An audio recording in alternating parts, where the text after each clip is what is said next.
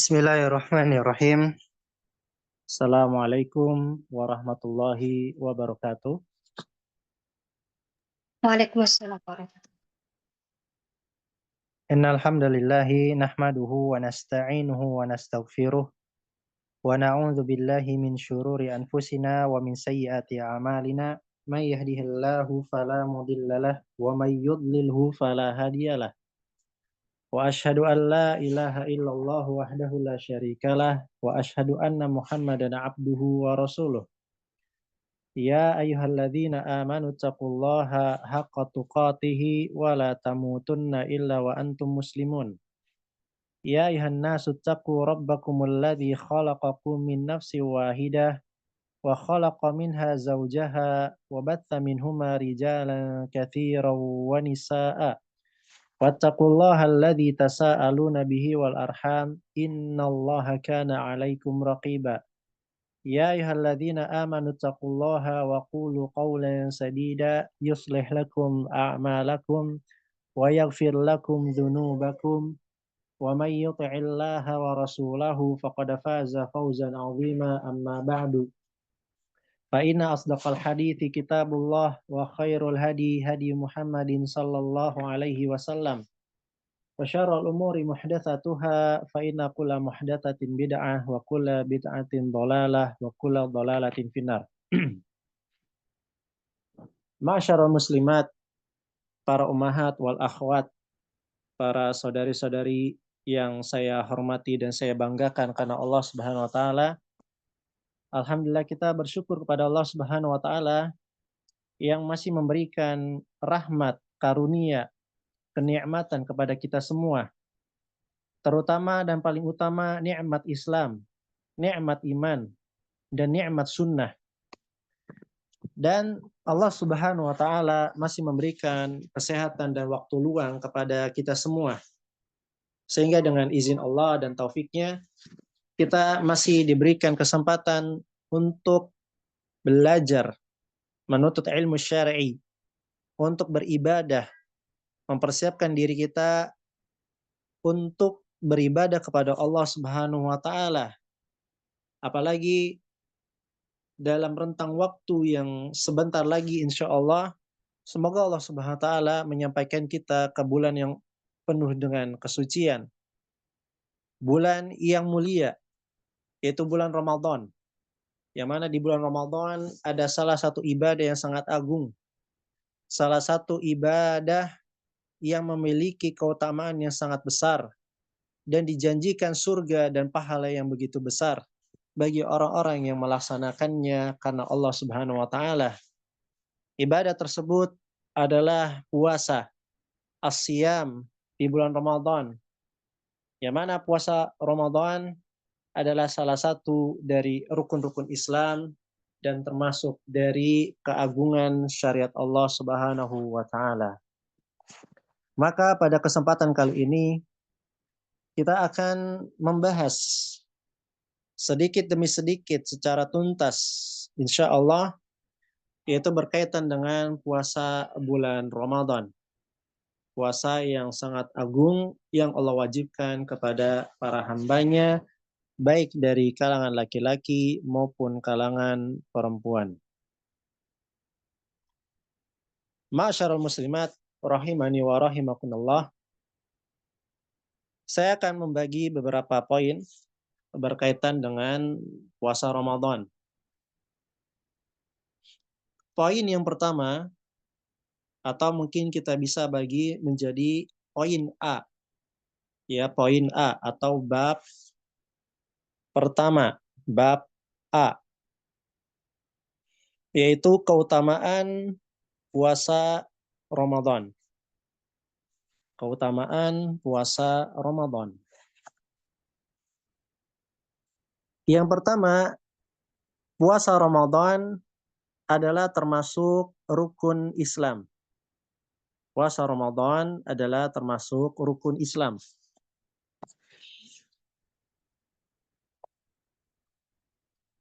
Sebagaimana dalam hadis yang sahih diriwayatkan oleh Al-Imam Bukhari dan Muslim, Nabi Shallallahu alaihi wasallam yang diriwayatkan oleh Ibnu Umar Beliau sallallahu alaihi wasallam bersabda, "Buniyal Islamu ala khamsin, syahadati alla ilaha illallah wa anna Muhammadan Rasulullah wa iqamis salati wa itaiz zakati wa hajjil baiti wa shaumi Ramadan." Nabi Shallallahu alaihi wasallam bersabda, "Al-Islam dibangun di atas 5 pilar, 5 pondasi, yaitu syahadat la ilaha illallah Muhammadan Rasulullah dan menegakkan salat serta membayar zakat dan haji ke Baitullah dan puasa di bulan Ramadan." Nah, di sini menunjukkan bahwasanya puasa Ramadan termasuk rukun Islam. Yang mana jika ditinggalkan salah satu dari rukun Islam, maka keislamannya cacat. Maka keislamannya cacat dan akan meruntuhkan bangunan Islamnya. Yang kedua, puasa Ramadan dapat menghapus dosa yang telah lalu. Puasa Ramadan dapat menghapus dosa yang telah lalu.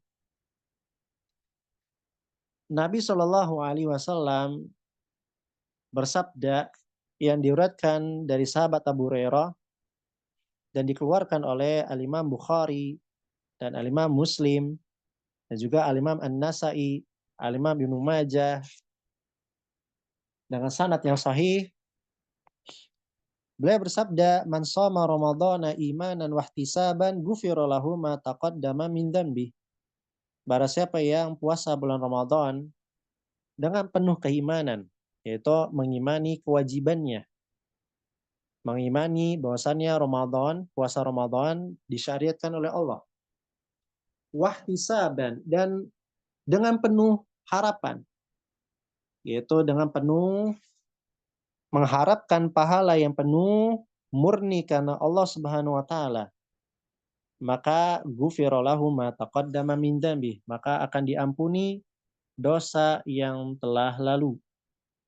Dosa yang telah lalu.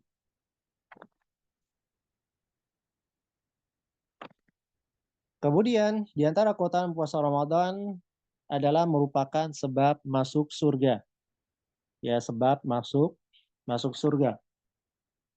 Sebagaimana dalam hadis yang sahih diriwayatkan Imam Bukhari dan Muslim dan juga Al-Imam Tirmidzi dan Imam Ibnu Majah dan Imam An-Nasa'i dari sahabat Sahal bin Sa'ad, anna Nabiy sallallahu alaihi wasallam qaal, bahwasanya Nabi sallallahu alaihi wasallam bersabda, "Inna fil jannati baban yuqalu lahu Rayyan, yadkhulu minhu as-shaimuna yaumal qiyamah, la yadkhulu minhu ahadun ghairuhum." Sesungguhnya di dalam surga itu ada sebuah pintu yang dinamakan dengan pintu Ar-Rayyan. Tidak ada yang memasukinya kecuali orang-orang yang berpuasa pada hari kiamat. Dan tidak ada yang memasukinya selain mereka. Iqalu, dikatakan, ainas shaimun, di mana orang-orang yang berpuasa, fayaqumun, maka mereka bangkit, ya, la yadkhul minhu ahadun ghairuhum, fa idza dakhalu ughliqa falam yadkhul minhu ahadun. Maka orang-orang yang berpuasa bangkit dan tidak ada yang masuk selain mereka, dan ketika mereka sudah masuk semuanya, maka pintu Ar-Rayyan ditutup, dikunci, dan tidak ada yang masuk selain dari orang-orang yang berpuasa tersebut. Maka di antara nama pintu surga adalah pintu Ar-Rayyan yang dikhususkan bagi orang-orang yang senantiasa berpuasa dan menjaga puasanya. Keutamaan yang keempat, yaitu orang yang berpuasa, doanya terkabulkan. Ya, doanya terkabulkan. Di dalam surat Al-Baqarah ayat 186, Allah Subhanahu wa taala berfirman dalam surat Al-Baqarah ayat 186, "Wa idza sa'alaka 'ibadi anni fa inni qarib ujibu da'watad da'i idza da'ani falyastajibu li wal yu'minu bi la'allahum yarshudun." Wa idza sa'alaka 'ibadi anni fa inni qarib. Apabila ada seorang hamba atau para hamba-hamba bertanya kepada engkau, fa inni qarib, sesungguhnya aku itu dekat. Ujibud da'wata, aku mengijabah doa.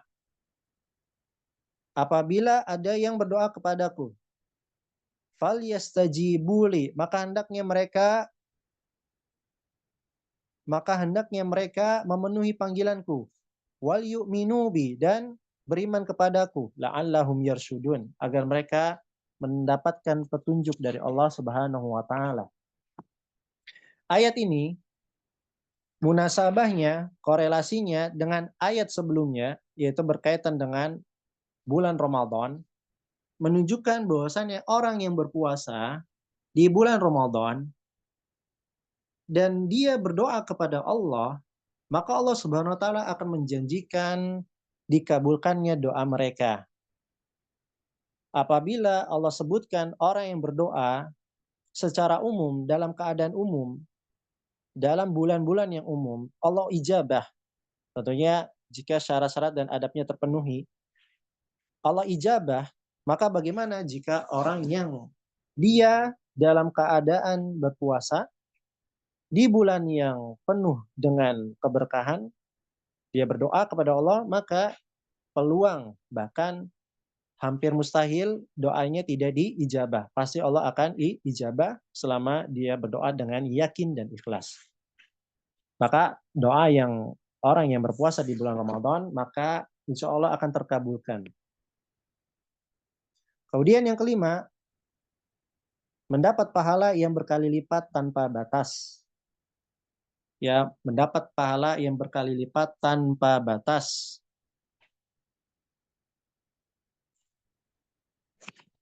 Dalam sebuah hadis yang sahih diriwayatkan oleh Imam Bukhari dan Muslim dan Imam An-Nasai dari Abu Hurairah radhiyallahu anhu, bahwasanya Rasulullah sallallahu alaihi wasallam bersabda, qala Allah azza wa jalla, kullu amali bani Adam lahu illa siyama fa innahu li wa ana ajzi bihi.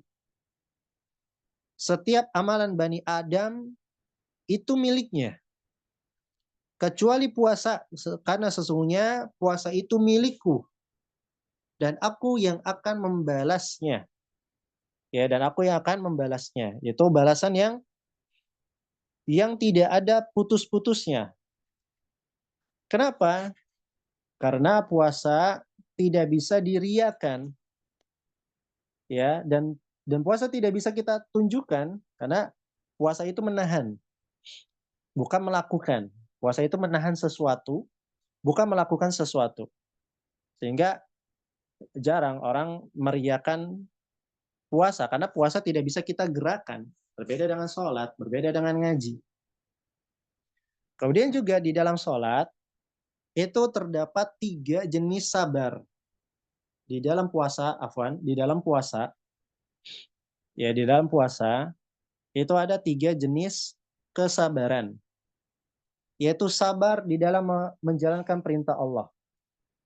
Sabar di dalam menahan diri melakukan hal-hal yang diharamkan. Kita dilarang untuk makan dan minum, ya, berjima, apalagi perkara-perkara yang dilarang syariat. Dan juga kita bersabar terhadap takdir, ya, takdir Allah. Yaitu kita bersabar dari kekurangan, kehausan, kelaparan, kelemahan, dan rasa dahaga, panas. Maka 3 kesabaran ini, sabar dalam menjalankan perintah, sabar dalam menahan diri dari kemaksiatan, sabar dalam itu tidak mengeluh dalam takdir Allah, berupa dahaga, panas, dan sebagainya, ini terkumpul dalam puasa. Sehingga pahalanya didapatkan tanpa batas. Baik, barakallahu fikum. Itu bab yang A, ya, bab yang A. Sekarang kita masuk bab yang B. Ya, bab yang B. Bab yang B.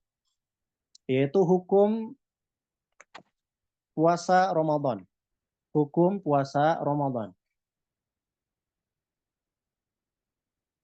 Puasa Ramadan hukumnya adalah fardu ain. Puasa Ramadan hukumnya adalah fardu ain bagi yang memenuhi syarat-syarat puasa. Bagi yang memenuhi syarat-syarat puasa. Dalilnya dalam surat Al-Baqarah ayat 183 dan seterusnya sampai ayat 185. Allah Ta'ala berfirman, Ya ayyuhalladzina amanu kutiba alaikumusyiyamu kama kutiba alal ladzina min qablikum la'allakum tattaqun. Wahai orang-orang yang beriman, telah diwajibkan atas kalian puasa. Sebagaimana puasa tersebut diwajibkan atas orang-orang sebelum kalian agar kalian bertakwa. Kemudian terus sampai ayat 185 Allah Ta'ala berfirman, Syahrul Ramadan alladzi unzila fihil Qur'an hudan linnasi wa bayyinatin minal huda wal furqan. Faman syahida minkumus syahra falyasumhu. Bulan Ramadan yang Allah turunkan di dalamnya Al-Quran. Yang mana Al-Quran tersebut sebagai petunjuk bagi manusia dan penjelasan berupa hidayah dan Al-Furqan, pembeda antara hak dan batil. Maka barang siapa yang melihat bulan Ramadan, hilal Ramadan, hendaknya dia berpuasa. Hendaknya dia berpuasa. Maka dari dalil ini, Allah wajibkan puasa, dan barang siapa yang melihat bulan hilal Ramadan, hendaknya berpuasa. Maka hukumnya dia adalah fardu ain bagi yang memenuhi syarat-syarat puasa. Bagi yang memenuhi syarat-syarat puasa. Itu dalam Al-Quran. Adapun dalil dalam As-Sunnah, sebagaimana yang sudah kita sebutkan sebelumnya, yaitu bunyal Islamu ala khamsin. Nabi SAW bersabda, agama Islam dibangun di atas 5 pilar. Di antaranya apa? Wasaumu Ramadan. Dan berpuasa di bulan Ramadan. Dan berpuasa di bulan Ramadan. Dan juga para ulama telah ijma bersepakat bahwasannya bulan puasa di bulan Ramadan adalah perkara darurat di dalam Islam. Maka barang siapa yang mengingkari kewajiban bulan puasa setelah dia mengetahuinya, maka hukumnya kafir, murtad dari Islam. Ya, bagi yang mengingkari atas kewajiban puasa Ramadan setelah dia mengetahuinya, maka hukumnya dia kafir, murtad dari Islam. Tapi bagi siapa yang dia tidak melakukan puasa Ramadan, namun dia meyakini kewajibannya, maka dia dianggap fasik. Maka dia dianggap fasik.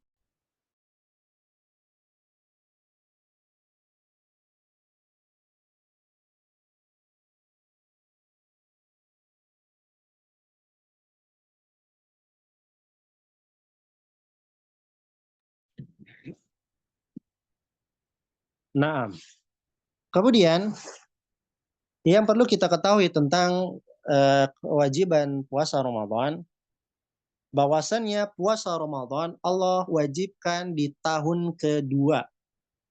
Allah wajibkan puasa Ramadan di tahun kedua Hijriyah. Dan ini berdasarkan kesepakatan para ulama. Ya, berdasarkan kesepakatan para ulama.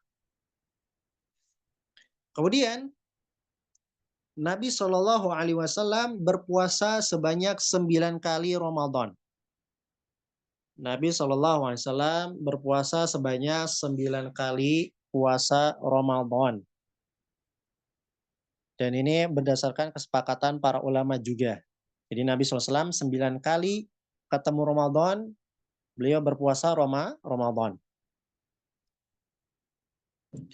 Kemudian juga pada awalnya kaum muslimin diwajibkan antara memilih dari 2 opsi ketika Ramadan. Ya, mereka awalnya Sebelum benar-benar dipatenkan kewajiban puasa Ramadan, di bulan Ramadan mereka diberikan dua pilihan kewajiban. Memilih dari salah satu dari keduanya. Antara dia berpuasa atau dia memberi makan. Antara dia berpuasa dan antara dia memberi makan. Sebagai tadarrujan, sebagai langkah ya secara step by step agar hal tersebut lebih mudah diterima kaum muslimin. Ya, agar lebih mudah diterima kaum muslimin. Maka setelah itu ketika kaum muslimin sudah mulai terbiasa, sudah mulai kuat keimanannya yang kokoh, maka Allah wajibkan di tahun kedua. Namun syariat untuk membayar fidyah atau memberikan makan itu masih tetap ada dan tidak dihapus. Namun bagi yang benar-benar tidak mampu secara totalitas dalam berpuasa. Nanti akan ada pembahasannya insya Allah. Maka ini yang berkaitan dengan poin atau bab B, ya bab B berkaitan dengan kewajiban puasa Ramadan. Dan ini dijelaskan oleh Syekh Muhammad bin Shalih Al-Utsaimin dalam kitab beliau Asy-Syarhul Mumti' dalam Syarah Zadil Mustaqni di Kitab Siyam.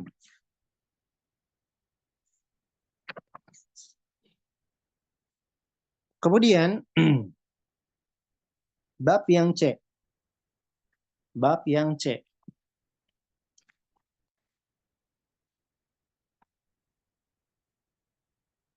Syarat-syarat wajib puasa Ramadan. Syarat-syarat wajib puasa Ramadan. Syarat-syarat wajib puasa Ramadan. Jadi tidak setiap orang dia wajib berpuasa Ramadan. Harus ada memenuhi syarat-syaratnya. Harus ada memenuhi syarat-syaratnya. Syarat yang pertama adalah dia seorang muslim atau muslimah. Dia seorang muslim atau muslimah. Maka orang kafir atau orang yang murtad, maka dia tidak diwajibkan berpuasa.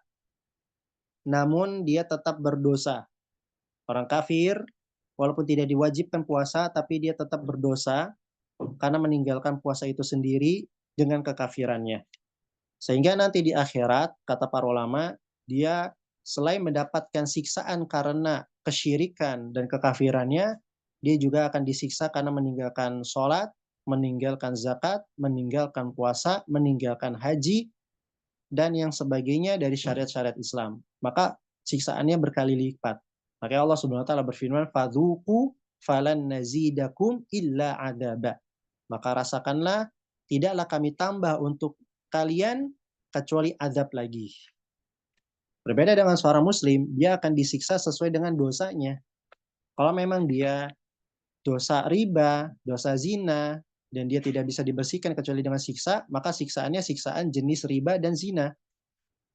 Tapi orang kafir, hampir semuanya. Maka bersyukur kita sebagai seorang muslim, artinya apa? Jangan sampai kita kendur dalam keislaman kita dan benar-benar menjaga keislaman dan keimanan kita. Baik. Syarat-syaratnya para akhwat sekalian, pertama tadi sudah muslim dan muslimah. Kemudian syarat yang kedua adalah dia balik. Ya, dia balik. Dia balik. Dan balik ini ada tanda-tandanya. Dan balik ini ada tanda-tandanya. Yang pertama yaitu tumbuh bulu. Ya, tumbuh bulu di sekitar kemaluan. Maka anak siapapun, anak berapa umur, ya berapa saja umurnya, ketika memang dia sudah tumbuh bulu di kemaluannya atau sekitar kemaluannya, walaupun umurnya masih 10 tahun, barangkali 11 tahun, maka dia sudah balik. Dan ini ada di beberapa anak-anak, seperti anak-anak sekolah dasar, ketika mereka masih berumur 10 atau 11 tahun, mereka sudah balik karena sudah mulai tumbuh bulu di sekitar kemaluannya. Dan juga tanda balik adalah dia bermimpi, ya bermimpi basah, ya ihtilam, bermimpi basah. Kemudian yang ketiga yaitu berumur 15 tahun. Taruhlah kalau dia belum mimpi basah, belum tumbuh bulu, ya sampai umur 15 tahun, maka ketika dia 15 tahun, walaupun belum tumbuh bulu atau belum ihtilam, maka dia dikatakan sudah balik. Umur 15 tahun itu sudah batas minimal dianggap balik. Nah, untuk tiga tanda ini berlaku untuk laki-laki dan perempuan. Adapun tanda yang keempat, ini khusus untuk perempuan, yaitu haid. Ya, tanda yang keempat, ini khusus untuk perempuan, yaitu haid. Walaupun umurnya 7 tahun, walaupun umurnya 8 tahun, kalau dia sudah haid, berarti dia sudah balik. Berarti dia sudah balik. Ini bagi yang perempuan. Nah, ini syarat yang kedua, yaitu balik. Dan balik itu ada tanda-tandanya. Kemudian yang ketiga, yaitu berakal. Yaitu berakal. Maka orang gila, ya mohon maaf, orang gila atau orang yang hilang ingatannya lama atau paten, maka dia tidak wajib berpuasa. Maka patokannya adalah berakal. Makanya Nabi SAW bersabda, Rufi'al qalamu an thalathatin. Anin naimi hatta yastaikid. Wa anis sabi hatta yahtalim. Wa anil majnuni hatta yufiq. Pena catatan amal itu diangkat dari 3 orang. Yaitu dari anak kecil sampai dia balik. Dari orang tidur sampai dia bangun. Dari orang gila sampai dia kembali sadar dengan akalnya.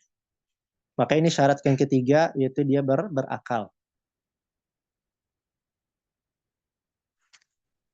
Syarat yang keempat, di antara syarat puasa Ramadan, yaitu dalam keadaan sehat.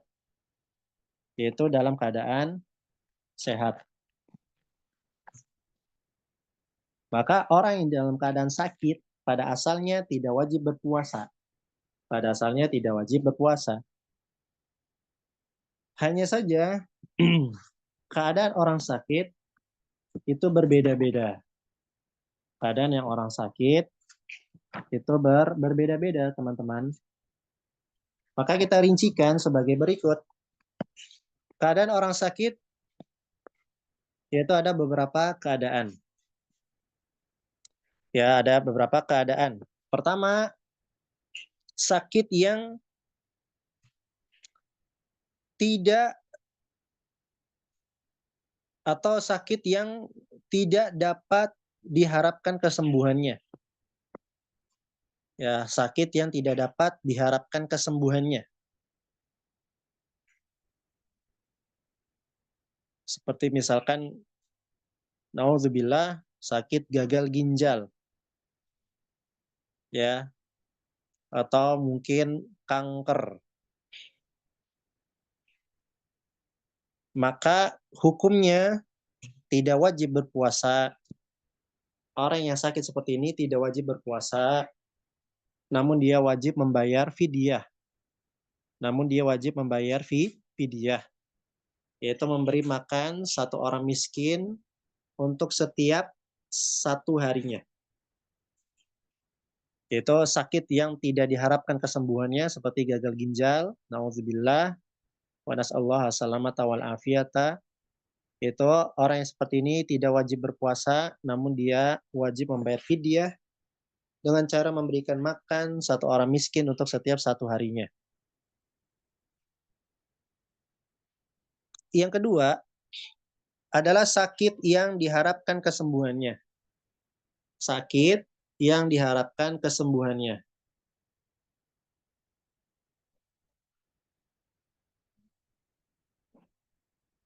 Yaitu dia terbagi 2. Untuk kategori ini terbagi 2. Pertama, orang yang dia puasa dalam keadaan sakit dan sakitnya tidak menyebabkan dia sangat kesulitan atau tidak menyebabkan kesulitan sama sekali, maka wajib bagi dia berpuasa, ya. Jadi sakitnya itu nggak bikin dia sulit, sama sekali tidak bikin sulit. Tidak bikin mual, tidak bikin pusing, tidak bikin ngedrop. Ya seperti orang puasa pada umumnya aja ya, ketika dia sehat, maka dia tetap wajib berpuasa. Contohnya seperti yang sedang pilek ya, orang yang sedang pilek, pilek ringan atau batuk ringan, maka ini tetap wajib puasa.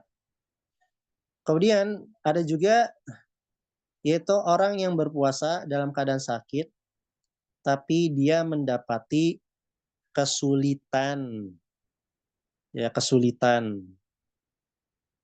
Hanya saja, hanya saja kesulitannya masih bisa ditahan,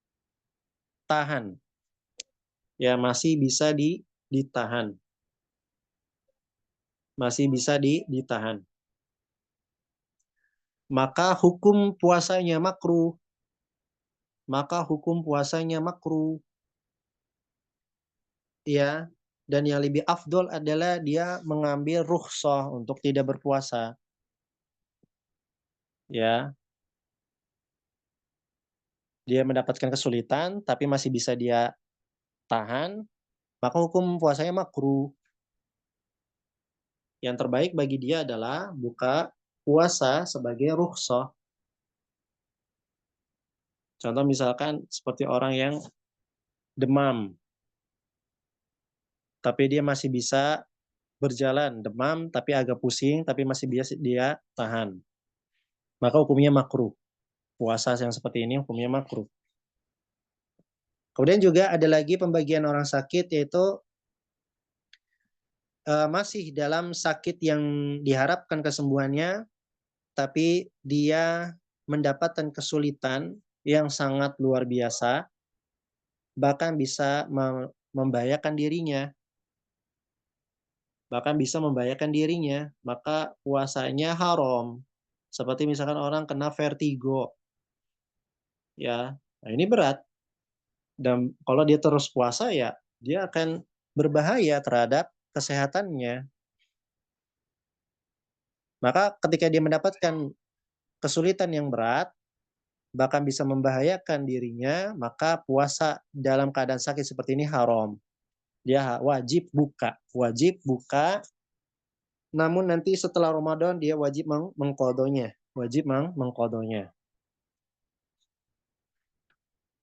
Barakallahu fikum.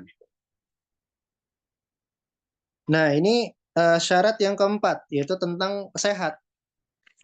Dan orang yang sakit pada asalnya tidak wajib berpuasa, namun rinciannya sebagaimana yang tadi kita sebutkan.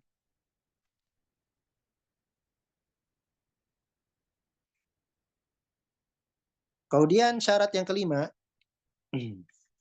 syarat yang kelima,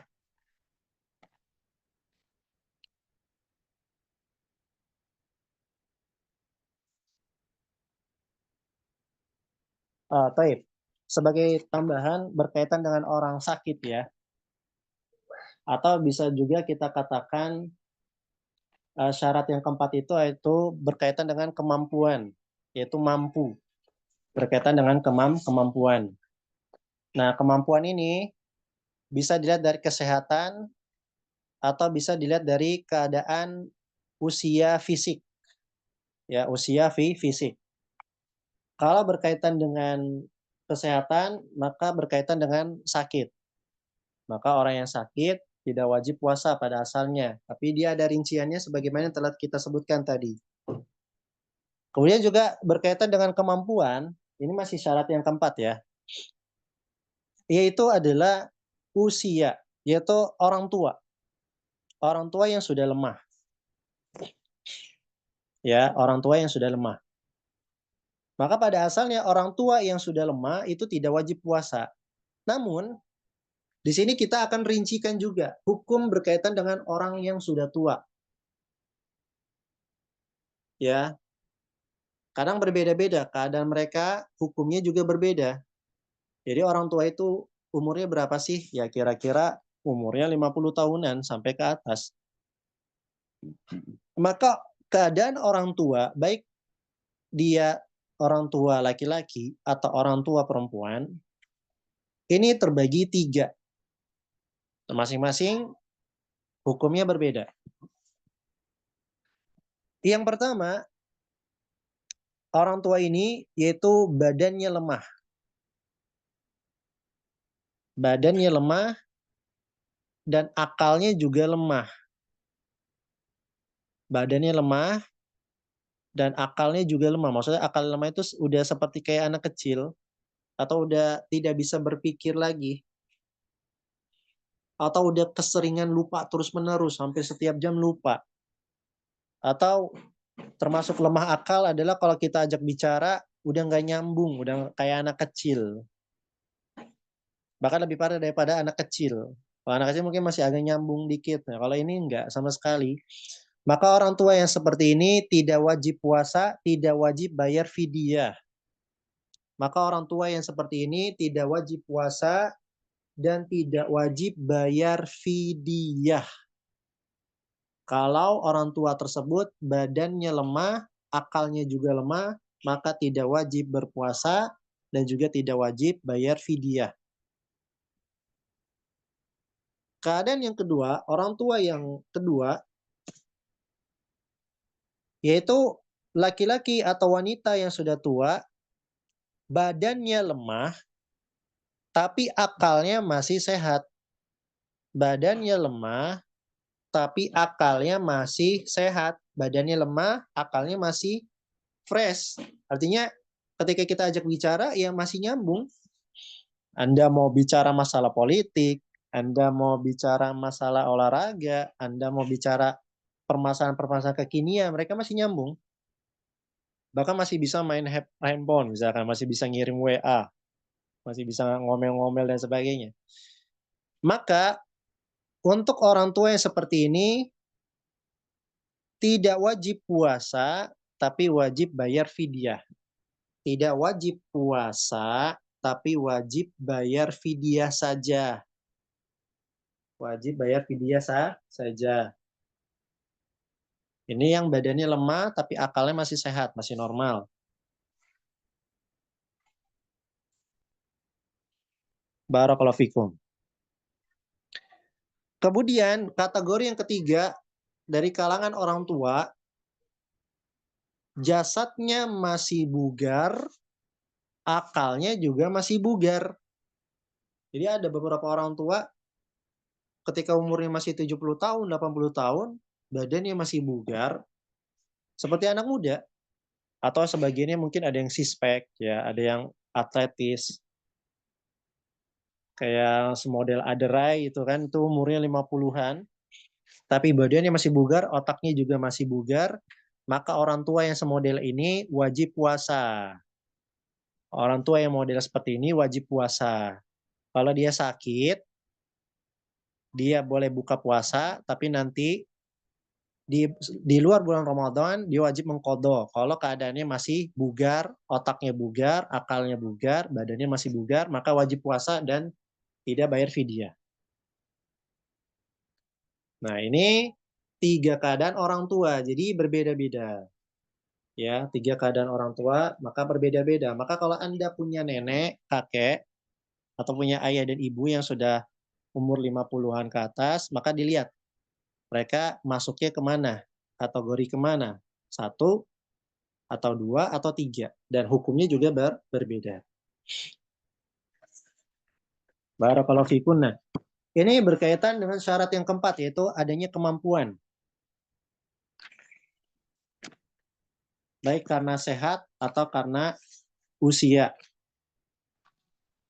Yang kelima, syarat yang kelima, yaitu dalam keadaan mukim. Yaitu dalam keadaan mukim. Ya, dalam keadaan mukim. Maka musafir tidak wajib puasa. Musafir tidak wajib puasa. Hanya saja hukum berkaitan safar, musafir, itu juga ada beberapa keadaan. Ya, keadaan-keadaan musafir itu berbeda-beda, hukumnya juga berbeda. Maka lihat di sini. Pertama, kategori pertama adalah musafir, yaitu ketika dia safar dalam keadaan puasa dalam keadaan safar, namun ketika dia safar mendapati kesulitan yang sangat berat, mendapatkan kesulitan yang sangat berat, bahkan bisa membahayakan dirinya, karena dia puasa dalam keadaan safar tersebut, maka hukumnya haram dia berpuasa dalam keadaan safar tersebut, dan dia wajib berbuka dan wajib mengqadha dan wajib mengqadha dan wajib mengqadha. Ini keadaan yang pertama, yaitu orang yang puasa dalam keadaan safar, tapi karena dia safar menyebabkan dia mendapatkan kesulitan yang sangat berat, bahkan membahayakan dirinya, maka dia haram berpuasa, bahkan wajib berbuka dan wajib mengqadha nanti di hari berikutnya.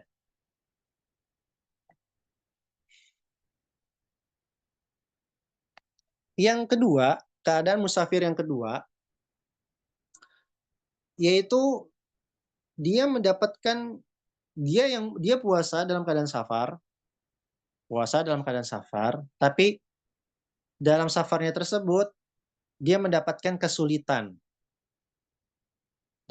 Kesulitan juga, hanya saja masih bisa dia tahan.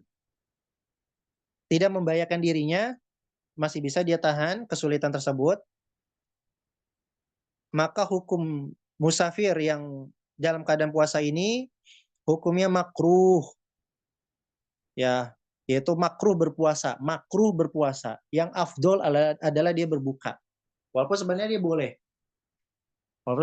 dia boleh berbuka, tapi atau boleh berpuasa, tapi puasanya makruh bagi dia. Yang afdol apa? Mengambil rukhsah, yaitu untuk berbuka. Dan dia wajib mengqadha jika memang dia berbuka.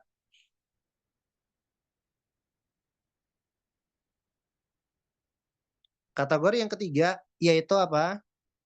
Orang yang berpuasa dalam keadaan safar dan dia tidak mendapatkan kesulitan apapun sama sekali. Artinya ketika dia safar maupun tidak safar, keadaannya sama saja. Ausnya ya aus biasa, laparnya lapar biasa, masih bisa beraktivitas kuat walaupun dalam keadaan safar. Maka yang afdol adalah berpuasa. Untuk kategori yang ketiga ini, yang afdol adalah berpuasa. Yang afdol berpuasa. Walaupun sebenarnya boleh dia buka. Walaupun sebenarnya dia boleh berbuka. Tapi yang afdol dia berpuasa. Kenapa? Karena ada 3 sebab. Kenapa dia yang paling afdol berpuasa ketika keadaan dia safar atau tidak safar, puasanya sama saja nggak ada kesulitan. Yang terbaik adalah dia puasa. Kenapa? Ada 3 sebab. Pertama, lebih cepat menghilangkan tanggungan atau beban. Lebih cepat menghilangkan tanggungan atau beban, yaitu maksudnya beban syariat. Kalau udah selesai Ramadan kan udah nggak ada utang lagi kita. Karena sudah kita tuntasi walaupun dalam keadaan safar. Alasan yang kedua, dia berpuasa dan beridul fitri berbarengan dengan seluruh manusia. Dia berpuasa dan beridul fitri. Jadi dia kesulitannya bareng-bareng, ya maksudnya sulit dalam berpuasa bareng-bareng, ada temennya, dan juga ketika dia lebaran juga bareng-bareng senengnya, udah nggak ada tanggungan, dia bisa ke rumah saudaranya berhari-hari, makan ini, makan itu, minum itu, nggak kecapean, mau jalan-jalan juga dia enak. Nah, seperti itu. Alasan yang ketiga, kenapa untuk kondisi yang nomor 3 ini, musafir nomor 3 ini, yang afdol adalah puasa, yaitu dia berpuasa di bulan yang penuh berkah. Berbeda ketika dia mengqadha. Karena kalau dia menuntaskannya di bulan yang penuh berkah, maka pahalanya lebih besar. Walaupun sebenarnya sama saja, hanya saja dia berpuasa di bulan yang penuh berkah. Keberkahan dari waktu, keberkahan dari harta, keberkahan dari pahala, keberkahan dari yang lainnya. Maka 3 alasan inilah kenapa orang yang berpuasa dalam keadaan safar, tapi dia tidak mengalami kesulitan sedikit pun, itu lebih afdol untuk berpuasa. Walaupun sebenarnya dia boleh berbuka. Maka ini syarat yang kelima, yaitu syaratnya mukim. Nah, kalau dia safar, maka keadaan hukumnya itu terbagi dalam 3 kategori tersebut. Nah, untuk masalah syarat kemampuan dan mukim, itu dalam ayat wa man kana maridun aw ala safarin fa iddatun min ayyamin ukhra. Barang siapa dalam keadaan sakit, atau sakit itu berarti tidak mampu, atau dalam keadaan safar berarti dia tidak mukim, maka boleh bagi dia berbuka. Ada uzur di situ. Dan dia harus mengganti pada hari-hari yang lain ketika memang dia harus berbuka ya dalam keadaan-keadaan tersebut. Itu syarat-syaratnya. Itu yang kelima ya, teman-teman ya. Syarat kelima. Syarat yang keenam yaitu al-khulu minal haid wa nifas, yaitu terbebas dari haid dan nifas. Ini khusus bagi perempuan. Bebas dari haid dan nifas. Bahkan haram bagi wanita haid dan nifas berpuasa. Nggak boleh. Namun mereka wajib berbuka, tidak boleh puasa, dan wajib mengqadha di hari-hari ketika mereka sudah suci di luar bulan Ramadan. Nabi SAW bersabda, "Alaisa idha hadat lam tusalli wa lam tasum, fadzalika min nuqsani diniha." Bukankah wanita itu kalau haid dia itu tidak sholat dan tidak puasa, lihat, tidak sholat dan tidak puasa. Kalau lagi haid, begitu juga nifas. Maka itulah yaitu kurangnya agama mereka. Jadi wanita itu kata Nabi SAW, agama dan akal mereka itu kurang. Nah, kurang agama mereka itu dari sisi apa? Kalau mereka lagi haid, mereka tidak sholat dan tidak puasa Ramadan.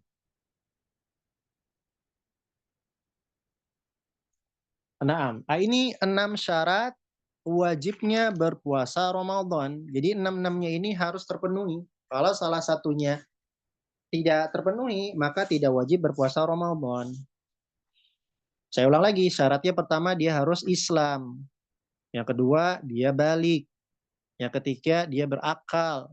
Yang keempat, dia punya kemampuan, yaitu sehat dan badannya masih bugar. Yang kelima, dia dalam keadaan mukim.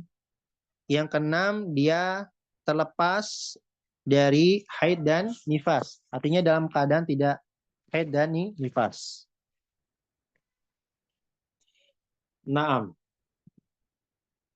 Itu bab yang kemarin, yang C ya kalau nggak salah. Syarat-syarat wajibnya puasa. Sekarang bab D atau poin D, yaitu pengertian puasa. Nah, ini selama dari tadi kita ngomong puasa, loh apa makna puasa? Maka puasa secara pengertiannya, yaitu secara bahasa puasa itu artinya al-imsak, yaitu menahan diri. Puasa secara bahasa adalah al-imsak, yaitu menahan diri. Sedangkan secara istilah syariat, istilah para fuqaha, para ulama, al-imsaku anil mufattirat min tulu'il fajri ila ghurubi syamsi ta'abbudan lillahi azza wa jalla.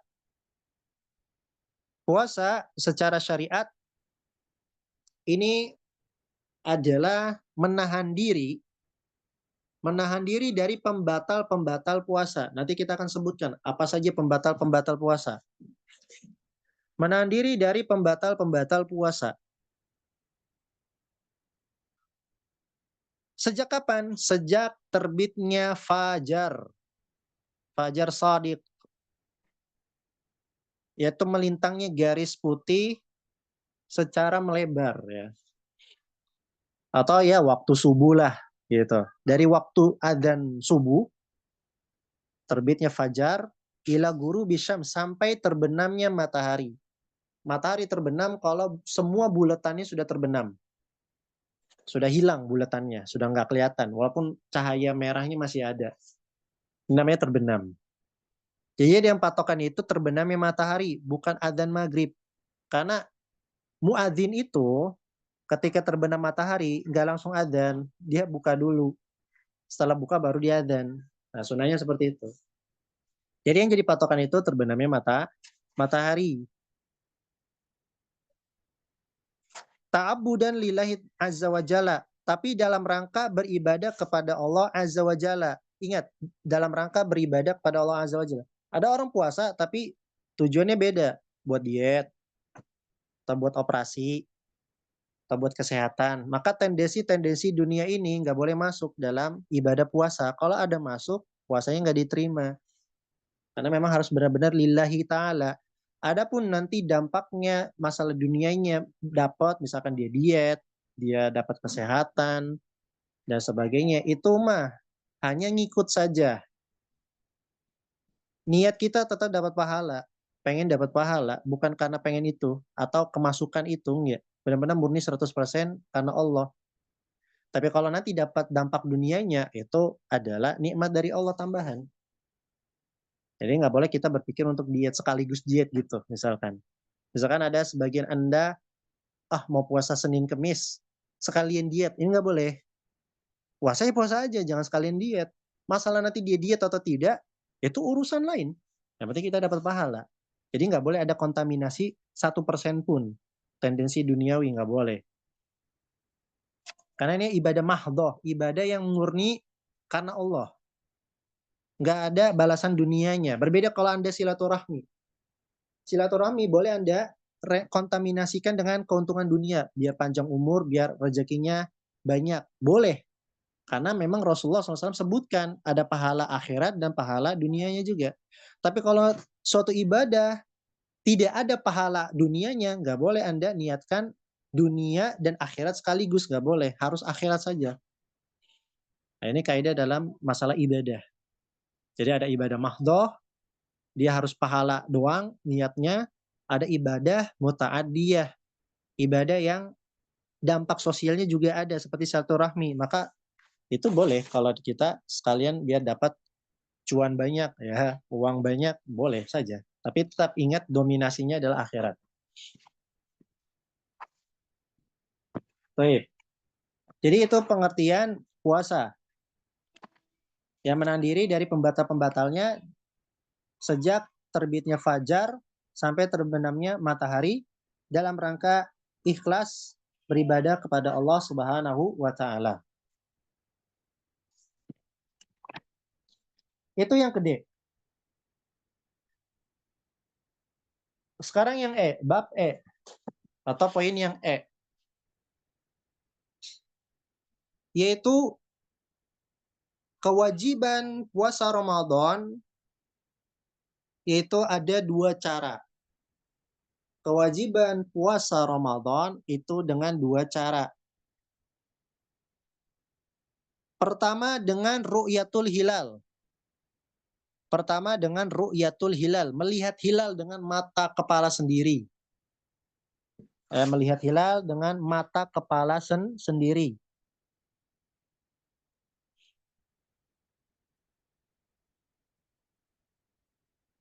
Dan yang melihat hilal atau syarat melihat hilal harus terpenuhi syarat-syaratnya. Jadi nggak sembarang orang dihitung penglihatan hilalnya. Jadi harus ada syarat-syaratnya. Pertama, yang melihat hilal adalah seorang muslim. Seorang muslim. Yang kedua, seorang pria. Muslim yang pria. Bukan seorang muslimah, tapi seorang muslim, pria. Ini menurut sebagian ulama, tapi yang roji harus laki-laki, muslim yang laki-laki, bukan muslimah. Yang kedua, dia qawiyul basor. Pandangannya atau matanya harus kuat dan jernih. Iya, yang kacamatanya silindernya 4 nggak masuk ke sini.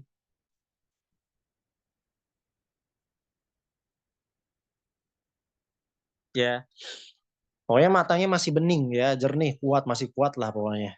Qawiyul basor. Karena masalahnya dia melihat sesuatu yang dengan mata telanjang tanpa alat. Artinya kalau bisa dilihat dengan mata, maka dengan alat lebih bisa lihat lagi. Yang ketiga, orang tersebut harus orang yang adil, orang yang soleh, orang yang adil dan orang yang soleh. Nah, orang adil itu apa sih? Orang adil itu adalah dia yang menjalankan kewajiban-kewajiban syariat dan meninggalkan dosa-dosa besar dan tidak terus-menerus melakukan dosa-dosa kecil. Orang adil itu, orang soleh itu adalah orang yang dia melakukan kewajiban-kewajiban syariat, menjauhkan dosa-dosa besar, dan tidak terus-menerus melakukan dosa-dosa kecil. Ini namanya adil. Taib. Jadi cara pertama untuk menetapkan Ramadan adalah dia melihat hilal. Dan syaratnya yang melihat hilal tersebut adalah seorang muslim, laki-laki, pandangannya kuat, ya matanya kuat, dan dia seorang yang adil saleh. Yang kedua, kalau ini ketika dilihatnya di tanggal 29. Ya. Kalau hilalnya tidak terlihat di tanggal 29, maka cara yang kedua adalah digenapkan Sya'bannya menjadi 30. Digenapkan Sya'bannya menjadi 30.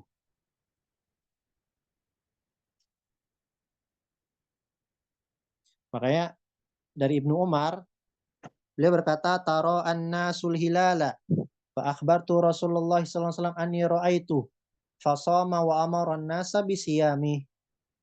Dalam hadis yang sahih diriwayatkan Abu Daud dan disahihkan oleh Syekh Albani dalam kitab Al-Irwaul Ghalil, Takhrij Manaris Sabil, dan juga dibawakan oleh Syekh Said Sabiq rahimahullah taala dan Fiqhus Sunnah dengan sanad yang sahih atau hadis ini sahih. Orang-orang saling melihat hilal. Maka aku mengabarkan Rasulullah, yaitu Ibnu Umar, Abdullah bin Umar. Kita tahu Abdullah bin Umar orangnya soleh, laki-laki, muslim, kuat pandangannya. Maka aku kabarkan kepada Nabi SAW bahwasanya aku melihatnya. Maka beliau berpuasa dan menyuruh semua kaum muslimin untuk berpuasa dengan melihat hilal tersebut. Dan juga dalam sabda yang lain, diriwayatkan oleh Imam Bukhari dan Muslim, dan juga Al-Imam An-Nasa'i dengan sanad yang sahih, Nabi Shallallahu Alaihi Wasallam bersabda, "Sumu li ru'yati wa aftiru li ru'yati fa in gumma alaikumus syahru fa'iddu atau fa'uddu thalathina."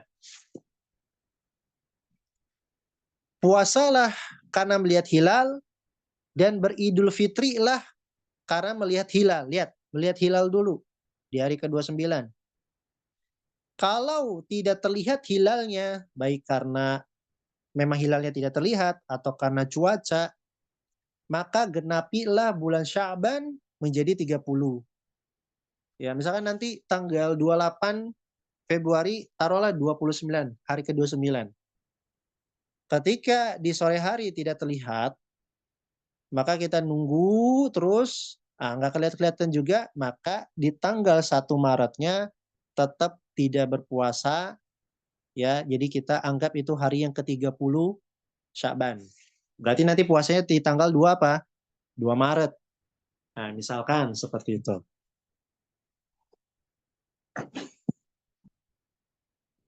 Nah ini berkaitan dengan penetapan puasa Ramadan, yaitu dengan cara melihat hilal atau kita genapkan jika hilalnya tidak terlihat di Sya'bannya digenapkan menjadi yaitu 30 hari. Nah, untuk berkaitan dengan melihat hilal, yaitu kalau puasa Ramadan cukup yang melihat satu orang itu sudah cukup dengan syarat yang tadi. Namun kalau ingin menetapkan Syawal atau hari raya, baik hari raya Idul Fitri maupun hari raya Idul Adha, maka syaratnya ditambah, yaitu yang melihatnya harus dua orang yang adil muslim dan kuat pandangannya, dua orang. Jadi kalau menetapkan Ramadan satu orang saja cukup. Tapi kalau untuk menentukan Idul Fitri dan Idul Adha harus dua orang laki-laki yang amanat, kuat pandangannya, adil, soleh, dan muslim.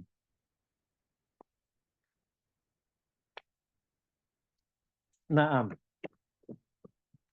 ini poin yang ke ya, poin yang ke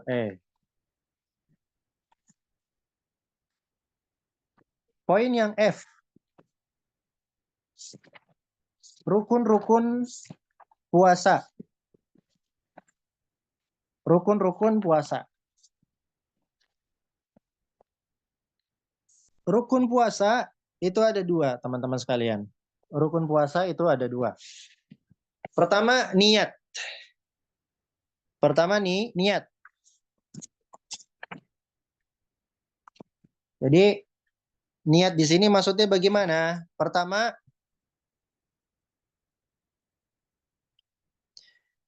niat yang harus diperhatikan dalam berpuasa yaitu benar-benar jazm, yaitu benar-benar menguatkan tekad bahwa saya puasa Ramadan. Yang kedua, menentukan bahwasanya puasa yang saya tentukan ini adalah puasa Ramadan. Yang ketiga, niatnya itu harus malam hari, yaitu sebelum terbitnya fajar. Ya, bukan terbit matahari, tapi sebelum terbitnya fajar. Jadi kalau Anda misalkan azan subuhnya jam jam 4:30, maka boleh ketika Anda baru niat jam 4:29, maka sudah teranggap niat. Yang penting malam, itu karena masih dianggap malam. Dan yang keempat, memperbarui niat setiap malam. Ini yang lebih amannya. Jadi dalam berniat itu harus harus memperhatikan 4 hal ini, teman-teman. Pertama, tekad, benar-benar bertekad.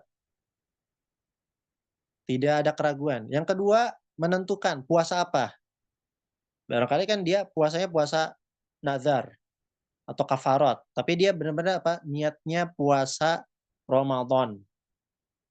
Begitu juga kalau dia qadha, dia niat qadha.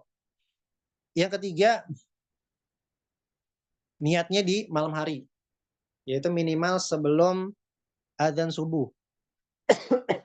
Yang keempat, setiap hari dia memperbarui niat. Jadi setiap malam dia niat. Oh, saya mau puasa di hari yang berikutnya. Puasa Ramadan di hari berikutnya. Jadi yang baik itu, yang bagus itu diperbarui niatnya. Namun kata para ulama, boleh dia niat full. Misalkan di malam pertama Ramadan nih, kan besok baru hari pertama nih. Dia niat, saya bertekad, niat puasa Ramadan, ya mulai malam ini, dan niatnya adalah full satu Ramadan. Nah itu boleh ketika dia di awal-awal malam pertama Ramadan, boleh. Atau malam pertama tarawehan lah. Dengan syarat, selama 30 hari itu tidak terputus dengan uzur yang lain. Seperti misalkan kalau dia sakit, akhirnya kan dia nggak puasa. Atau dia safar, akhirnya dia nggak berpuasa. Berarti dia nanti setelah selesai sakit atau setelah safar, dia harus memperbaiki lagi niatnya. Tapi yang bagus apa? Setiap hari dia harus memperbaiki niat. Jadi, dan yang kelima, niatnya karena Allah. Tentu yang kelima adalah niatnya karena Allah. Itu rukun pertama, yaitu niat. Rukun yang kedua adalah menahan diri dari pembatal-pembatal puasa dari terbitnya fajar sampai terbenamnya matahari. Ya, dari menahan diri dari pembatal-pembatal puasa dari terbitnya fajar sampai terbenamnya matahari. Barakallahu fikum. Ini berkaitan dengan rukun-rukun puasa. Sekarang G ya, bab yang G, poin yang G. Yaitu uzur-uzur yang membolehkan dia tidak berpuasa. Uzur-uzur yang membolehkan dia tidak berpuasa. Ini saya sebutkan secara ringkas ya. Pertama, sakit. Jadi orang sakit boleh buka puasa di bulan Ramadan. Dan perincian sakit sudah kita sebutkan. Yang kedua, karena usia sudah tua atau sudah ringkih. Ini juga masalah orang tua sudah kita sebutkan secara detail. Yang ketiga,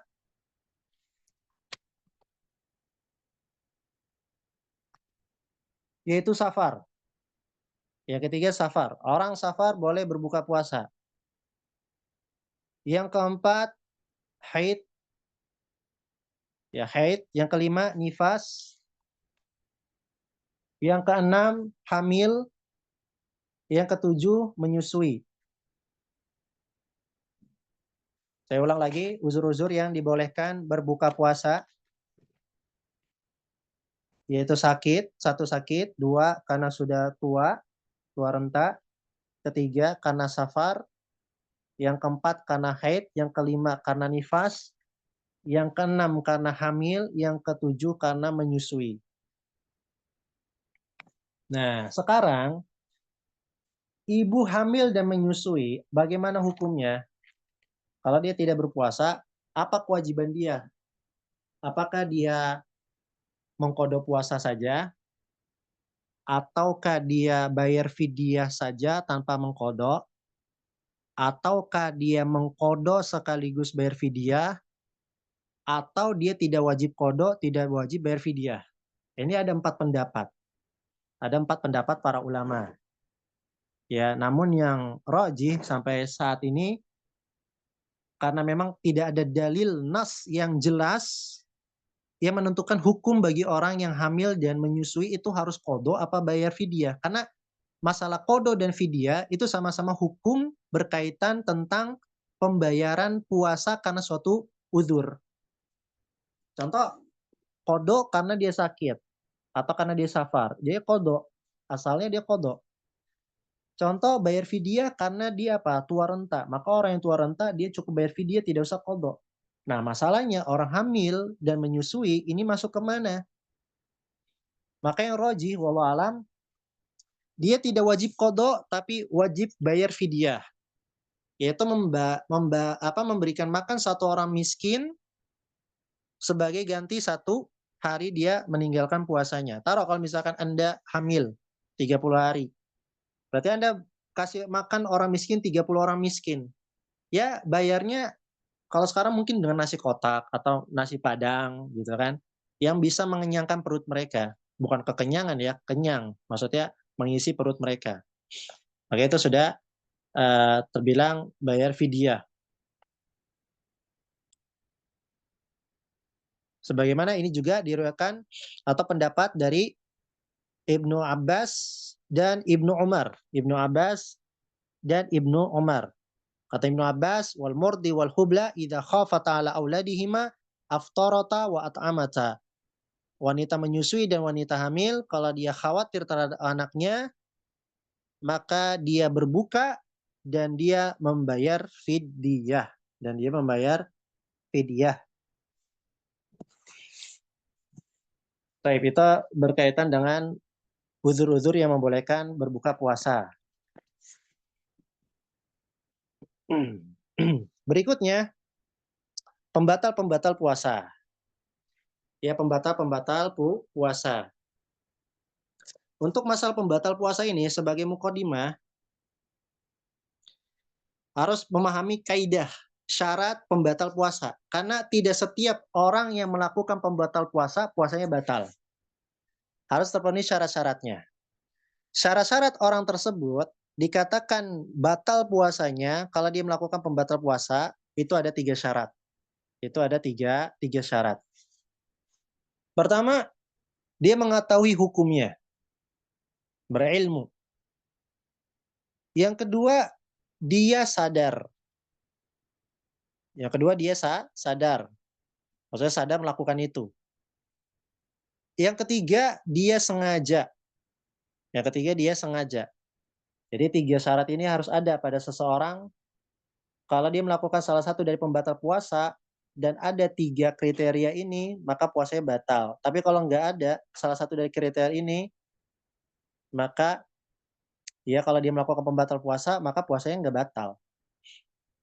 Contoh misalkan, kita sebutkan dulu pembatal-pembatal puasa apa saja. Ya kita sebutkan secara ringkas ya, kalau kita sebutkan dalilnya lumayan panjang ini. Pertama, pembatal puasa adalah makan. Kedua, minum. Ketiga, muntah dengan sengaja. Muntah dengan sengaja.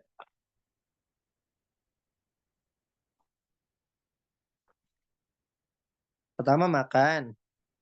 Kedua, minum. Ketiga, muntah dengan sengaja.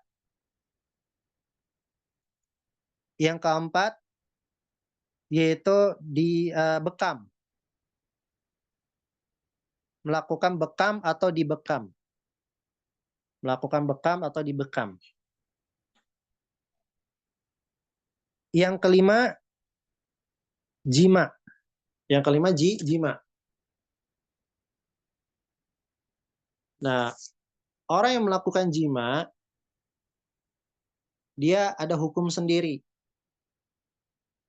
Yaitu apa? Kalau dia melakukan jima, maka puasanya batal, wajib mengqadha, dan wajib bayar kafarot.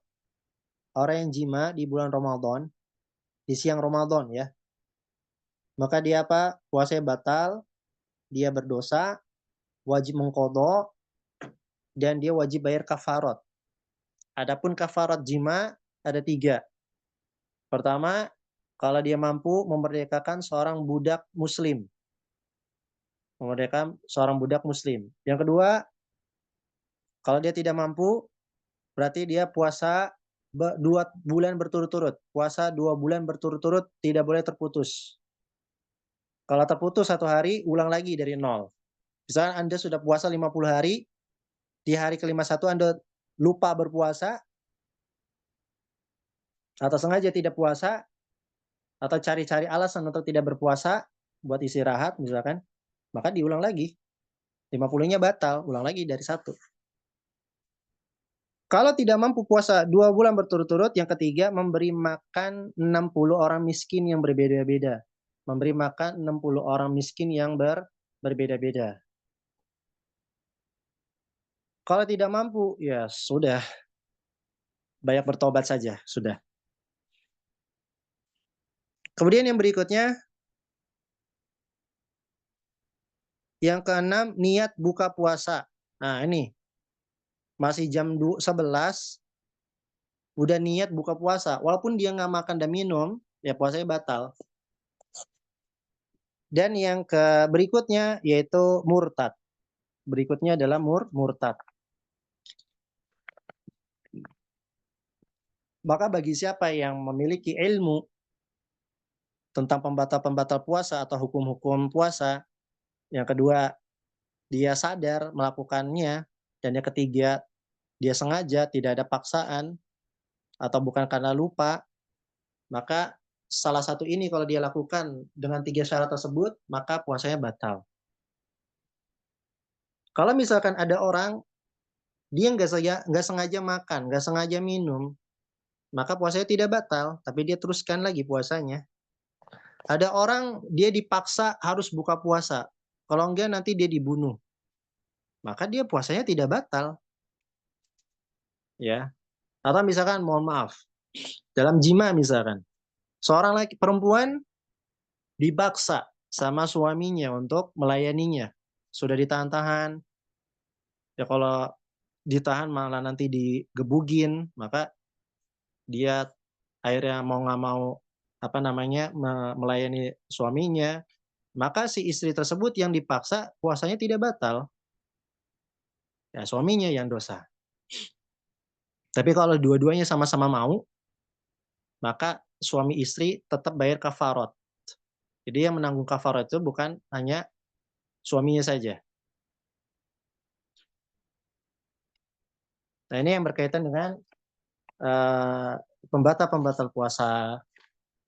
Tentu harus mengikuti syarat-syarat tersebut. Kemudian hal-hal yang disunahkan untuk orang yang berpuasa. Jadi orang berpuasa, apa saja sih yang harus dia lakukan dalam perkara sunnah untuk melengkapi pahala puasanya? Untuk melengkapi pahala puasanya. Yang pertama, dia harus sahur. Walaupun hanya meneguk satu tegukan air.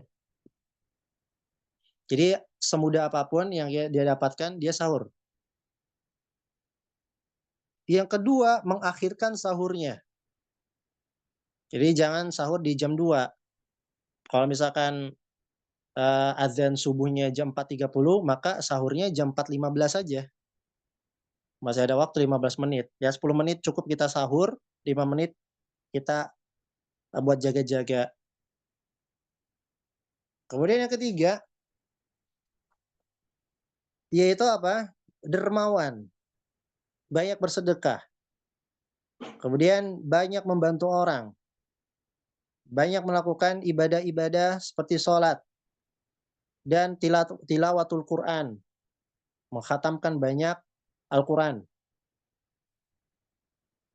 Kemudian juga diantaranya ta'jilul fitri, menyegerakan berbuka. Kalau matahari sudah terbenam, jangan ditunggu lagi.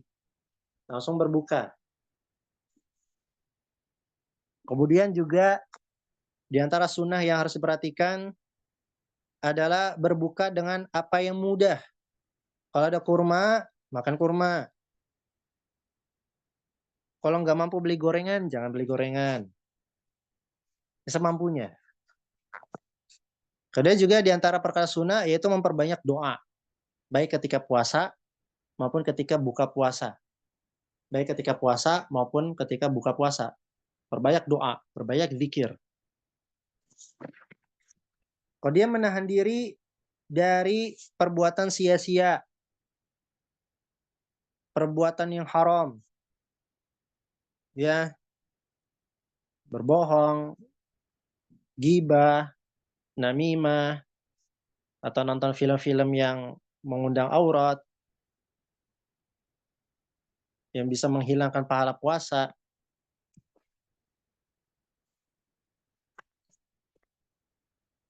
Dan yang lain sebagainya. Jadi meninggalkan perkara-perkara yang sia-sia dan meninggalkan perkara yang haram. Baik. Kemudian berikutnya, perkara apa saja sih yang boleh dilakukan oleh orang yang berpuasa? Perkara apa saja yang boleh dilakukan oleh orang yang berpuasa?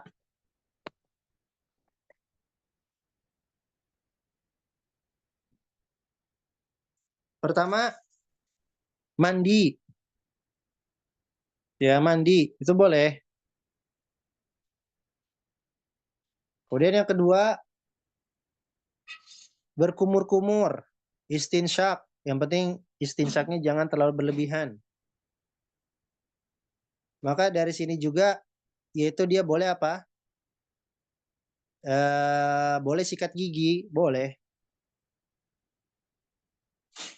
Kemudian juga diantara yang diperbolehkan adalah dia bangun dalam keadaan junub.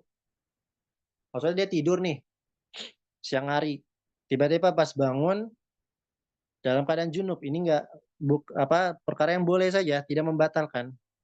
Kecuali kalau dia menjunubkan diri sendiri. Mohon maaf, misalnya onani, nah ini membatalkan puasa. Termasuk onani juga pembatal puasa.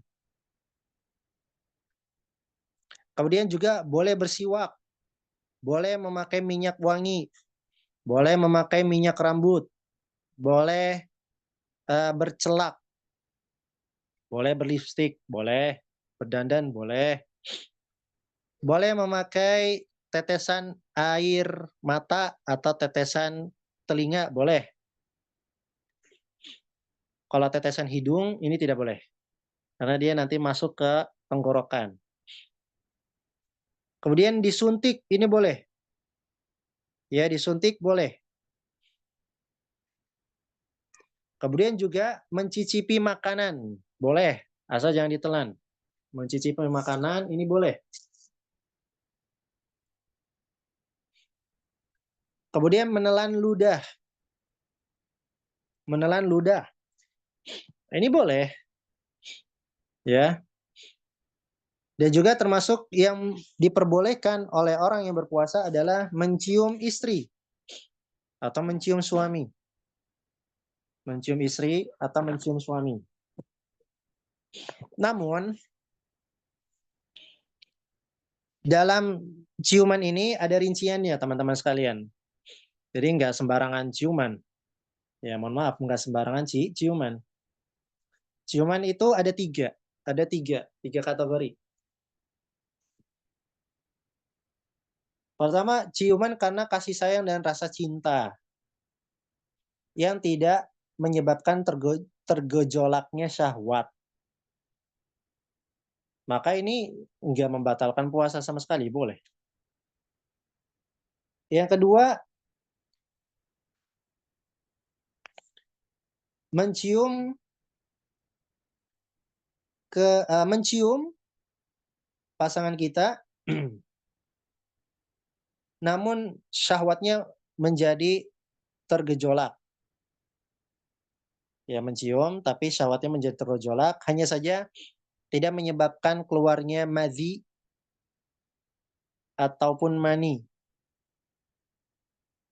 Maka hukumnya makruh. Hukumnya makruh. Yang ketiga, mencium, kemudian tergerak syahwatnya, keluar madhi. Keluar madhi. Maka ciuman seperti ini juga makruh, namun tidak membatalkan puasa. Dan juga ada ciuman menggerakkan syahwat sehingga mengeluarkan mani. Maka ciuman seperti ini haram, puasanya batal, dan dia wajib mengqadha puasanya. Jadi ciuman yang seperti apa? Itu ciuman yang tidak mengundang syahwat itu mubah, tapi kalau mengundang syahwat hukumnya makruh, tapi kalau mengundang syahwat plus mengeluarkan mani maka dia hukumnya haram, puasanya batal dan wajib mengqadhanya.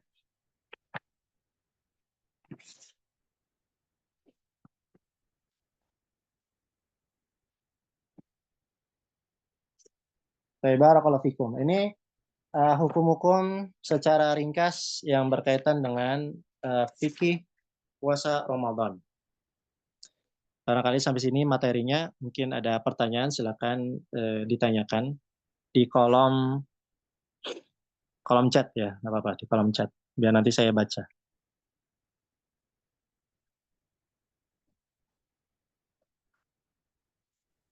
Baik, Masya Allah. Jazakumullahu khairan Ustadz atas ilmunya, Masya Allah.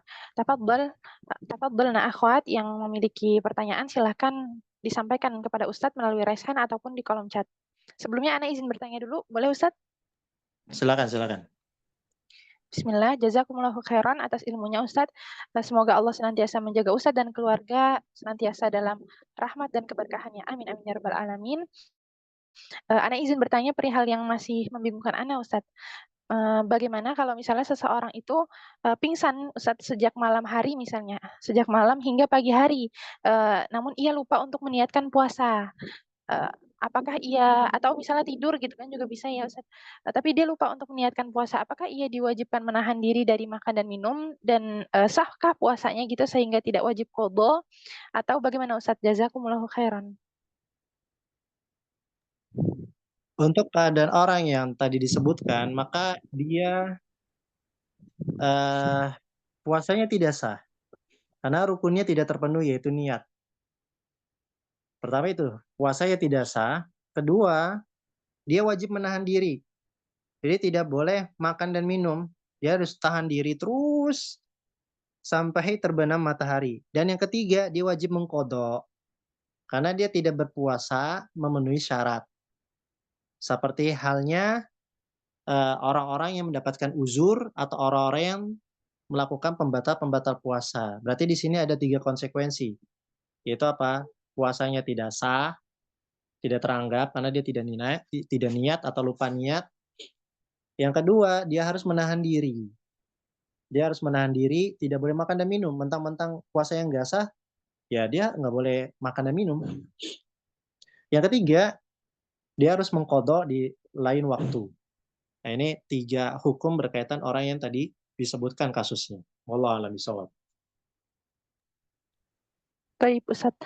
Boleh sedikit anak tanya lagi, Ustadz, yang masih membingungkan?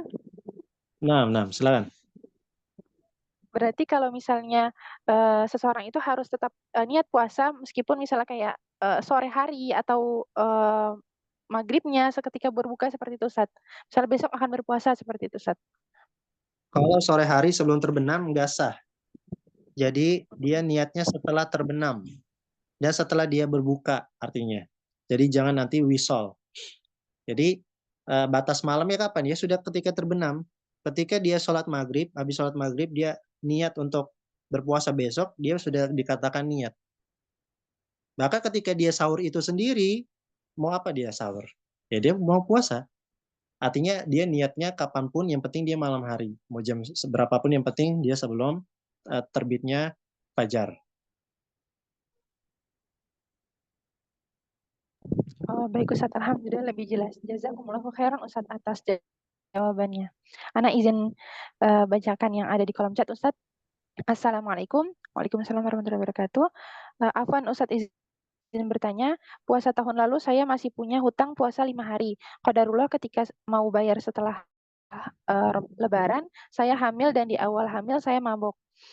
Dan sekarang sudah mau puasa lagi, Ana belum bisa bayar karena baru melahirkan, bayinya baru 2 bulan. Pertanyaannya, apakah saya boleh bayar puasanya ketika nanti anaknya sudah tidak ASI eksklusif, jadi bayarnya setelah puasa tahun ini? Waalaikumsalam warahmatullahi wabarakatuh. Nah, boleh. Ketika dia selesai dari ASI eksklusif, nah dia mengingat puasa 5 hari tersebut masih belum dibayar, maka dia mengkodonya. Jadi dia mengkodo 5 hari yang dia sebelum hamil. Adapun ketika dia hamil dan menyusui, maka cukup bayar fidyah. Dan yang wajib bayar fidyah adalah suaminya atau walinya. Kalau dia tidak ada suaminya, berarti walinya, yaitu ayahnya, atau kakeknya, atau pamannya, atau kakaknya, atau saudara kandungnya yang laki-laki. Tapi kalau masih ada suaminya, maka suaminya membayar fidyah langsung. Adapun 5 hari sebelum dia hamil, dia mengkodonya. Jadi boleh nanti ketika dia ditunda. Jadi yang 5 hari itu beda hukumnya, yang ketika dia hamil dan menyusui beda hukumnya. Wallahu a'lam bishawab. Apakah sudah jelas? Ummu dengan Ummu Hanifah, apakah sudah jelas jawaban dari Ustadz? Insya Allah jelas. Ya, Alhamdulillah. Jazakumullahu khairan, Ustadz. Ana izin bacakan. Ya, Alhamdulillah. Ana izin bacakan yang selanjutnya. Assalamualaikum warahmatullahi wabarakatuh. Waalaikumsalam warahmatullahi wabarakatuh. Bagaimana membedakan keluar madi dan mani pada perempuan, Ustadz? Terima kasih. Jazakumullahu khairan. Iya, Waalaikumsalam warahmatullahi wabarakatuh. Secara umum dia sama ya. Kalau madhi itu dia encer ya, tidak kental dan putihnya juga tidak pekat sekali. Dia bening dan biasanya dia keluar ketika syahwat memuncak dan tidak menyebabkan lemas. Tapi untuk perempuan sama, tapi untuk mani biasanya perempuan itu dia berwarna kuning. Untuk mani perempuan itu berwarna kuning. Sebagaimana disebutkan dalam sebuah riwayat, Nabi SAW menyebutkan bahwa mani perempuan itu berwarna kuning. Tapi biasanya kalau dia, ya walam ya, kalau perempuan, kalau laki-laki itu dia dia fatur ya, dia lemas. Ya untuk kemaluannya jadi lemas. Tapi kalau untuk perempuan, wallahu alam. Tapi yang jelas kalau dia madhi itu dia bening, cairannya bening. Ya cairannya bening, tidak pekat sebagaimana mani. Dan dia itu hangat. Dan juga dia ketika syahwat muncak. Jadi kalau ketika syahwat muncak dia ini. Tapi kalau perempuan maka dia berwarna kuning. Atau kalau misalkan dia sama dengan laki-laki maka dia putihnya putih pekat sekali. Sebagaimana sperma kaum laki-laki. Wallahu a'lam bishawab. Baik Ustadz, Masya Allah, jazakumullahu khairan atas jawabannya. Kemudian Ana izin tanyakan pertanyaan selanjutnya. Assalamualaikum warahmatullahi wabarakatuh. Waalaikumsalam warahmatullahi wabarakatuh. Assalamualaikum ilaikum. Afan Ustadz izin bertanya, bagaimana dengan puasanya seorang ibu menyusui jika ia ingin menunaikan ibadah puasa Ramadan apabila berkaitan dengan uzur yang diberikan kepadanya? Apakah puasanya jadi makruh dan sebaiknya dia ngambil rukhsah atau boleh baginya berpuasa, dan apakah ada situasi yang menjadikannya afdal berpuasa Ustadz? Jazakumullah khairan. Semoga Ustadz senantiasa berada dalam perlindungan dan penjagaan terbaik Allah Al-Hafidz. Barakallahu fiik. Waalaikumsalam warahmatullahi wabarakatuh. Ini tergantung dari kemampuannya. Kalau dia memang lagi menyusui atau lagi hamil mampu berpuasa dan tidak khawatir terhadap bayinya, maka tidak apa-apa dia berpuasa. Tidak apa-apa dia berpuasa. Tapi kalau dia khawatir terhadap bayinya terutama, atau bahkan dirinya dan bayinya, maka dia diperbolehkan berbuka puasa. Dan itu yang lebih baik. Jadi kemaslahatan untuk orang lain atau kemaslahatan umum, bahkan untuk kemaslahatan diri sendiri itu lebih didahulukan daripada kita menunaikan kewajiban yang bisa membahayakan kita. Karena melakukan kewajiban itu dilakukan sesuai kemampuan. Maka dalam kondisi ini dilihat dari kondisinya, dan seorang ibu hamil dan menyusui lebih mengetahui kondisinya. Ya, seperti itu. Jadi kembali kepada kondisinya seperti apa. Kalau dia mampu, maka berpuasa. Kalau dia benar-benar tidak mampu, bahkan berbahaya kepada bayinya, maka lebih baik jangan berpuasa. Dan ambil rukhsah untuk tidak berpuasa, dan dia boleh bayar fidyah untuk hari-hari yang dia tinggalkan.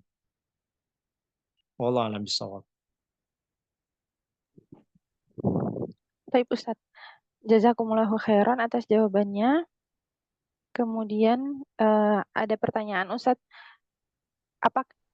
apa benar berbuka pas di kalimat asyhadu alla ilaha illallah Ustadz? Berbuka ketika matahari terbenam. Berbuka ketika matahari terbenam. Kalau dia adzannya sebelum matahari terbenam, puasa Anda batal. Maka dipastikan dulu mataharinya terbenam atau tidak. Jadi yang bukan jadi patokannya adalah adzan ya enggak. Tapi yang jadi patokan adalah matahari itu terbenam atau tidak. Wallahu a'lam bishawab. Kalau kita yakin mataharinya belum terbenam, tiba-tiba di adzan, ya jangan dibuka. Tapi kalau dugaan kuat kita matahari sudah terbenam, ya dugaan kuat kita dengan kita mungkin melihat indikasi atau kita sudah mulai menghitung-hitung. Misalkan adzan di Jabodetabek, adzan maghrib itu jam 18.00.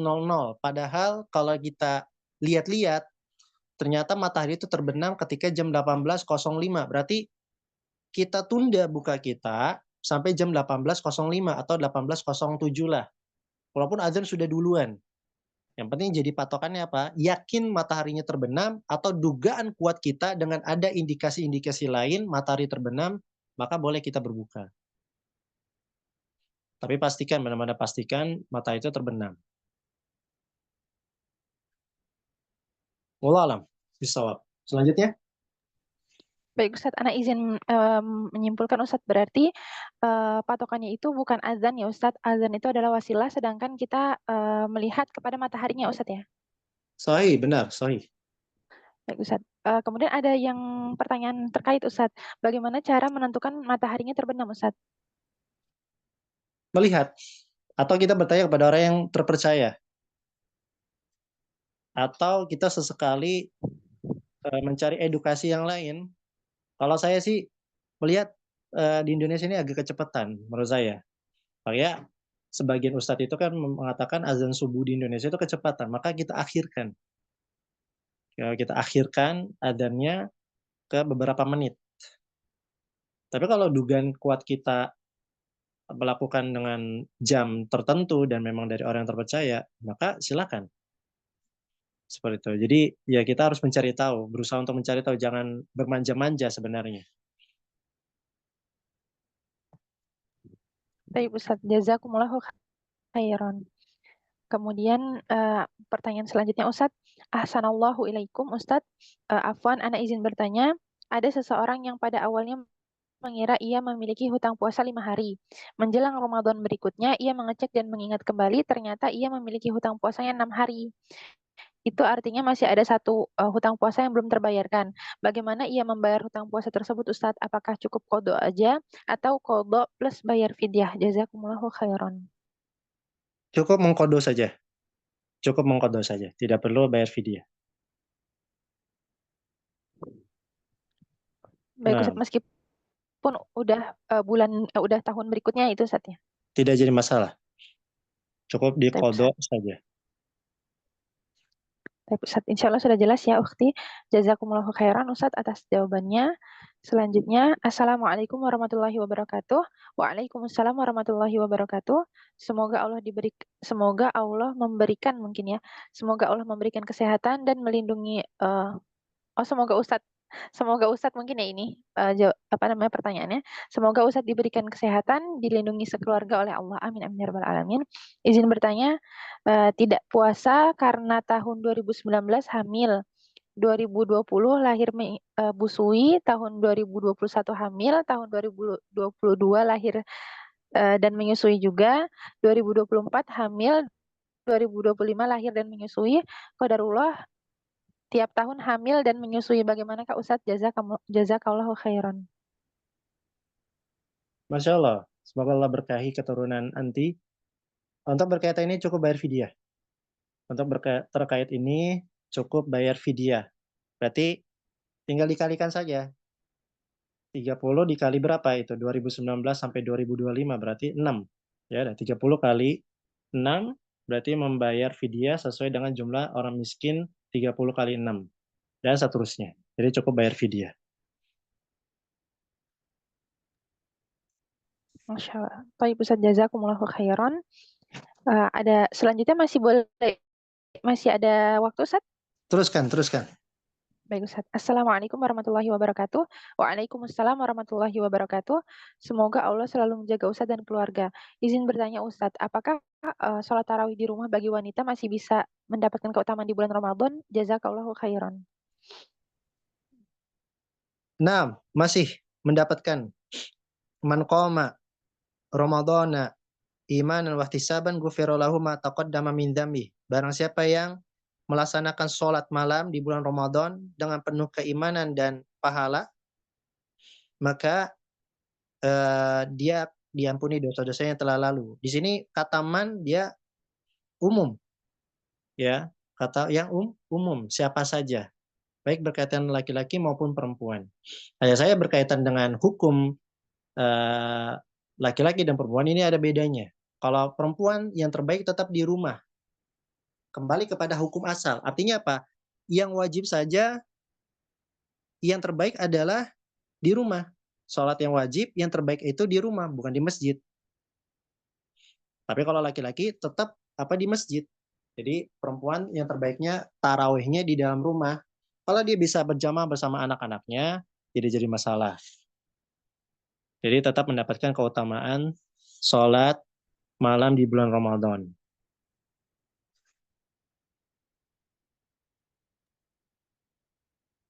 Baik Ustadz, jazakumullahu khairan. Ana izin bacakan pertanyaan selanjutnya. Ahsanallahu ilaikum.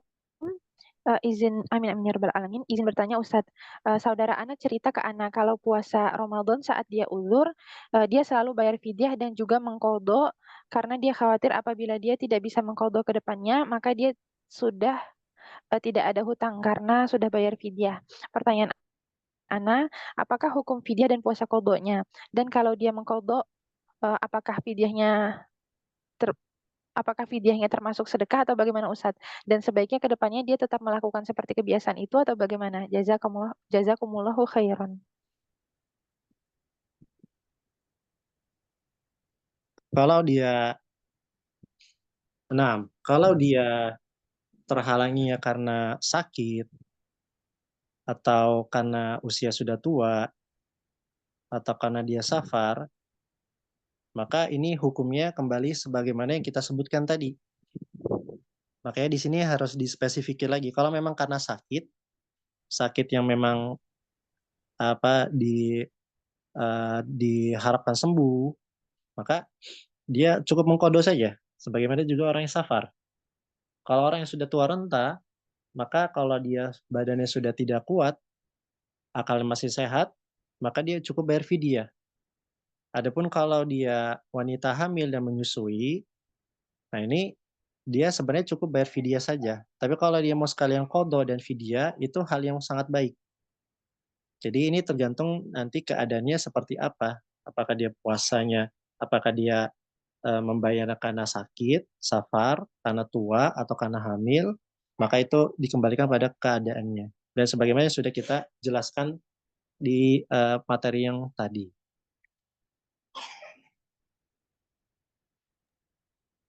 Baik, Ustaz, jazakumullahu khairan. Kemudian selanjutnya Anda bacakan, Ustaz.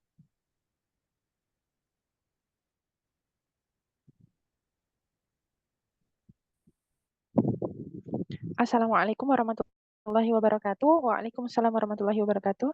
Izin bertanya, bila kita punya hutang puasa sampai datang Ramadan kembali, belum bayar hutang dengan berbagai hal, apakah akumulasi harus tetap mengganti puasa setelah Ramadan sekarang atau bisa membayar fidyah? Bila membayar fidyah seperti apa ya Ustaz? Jazakumullah khairan.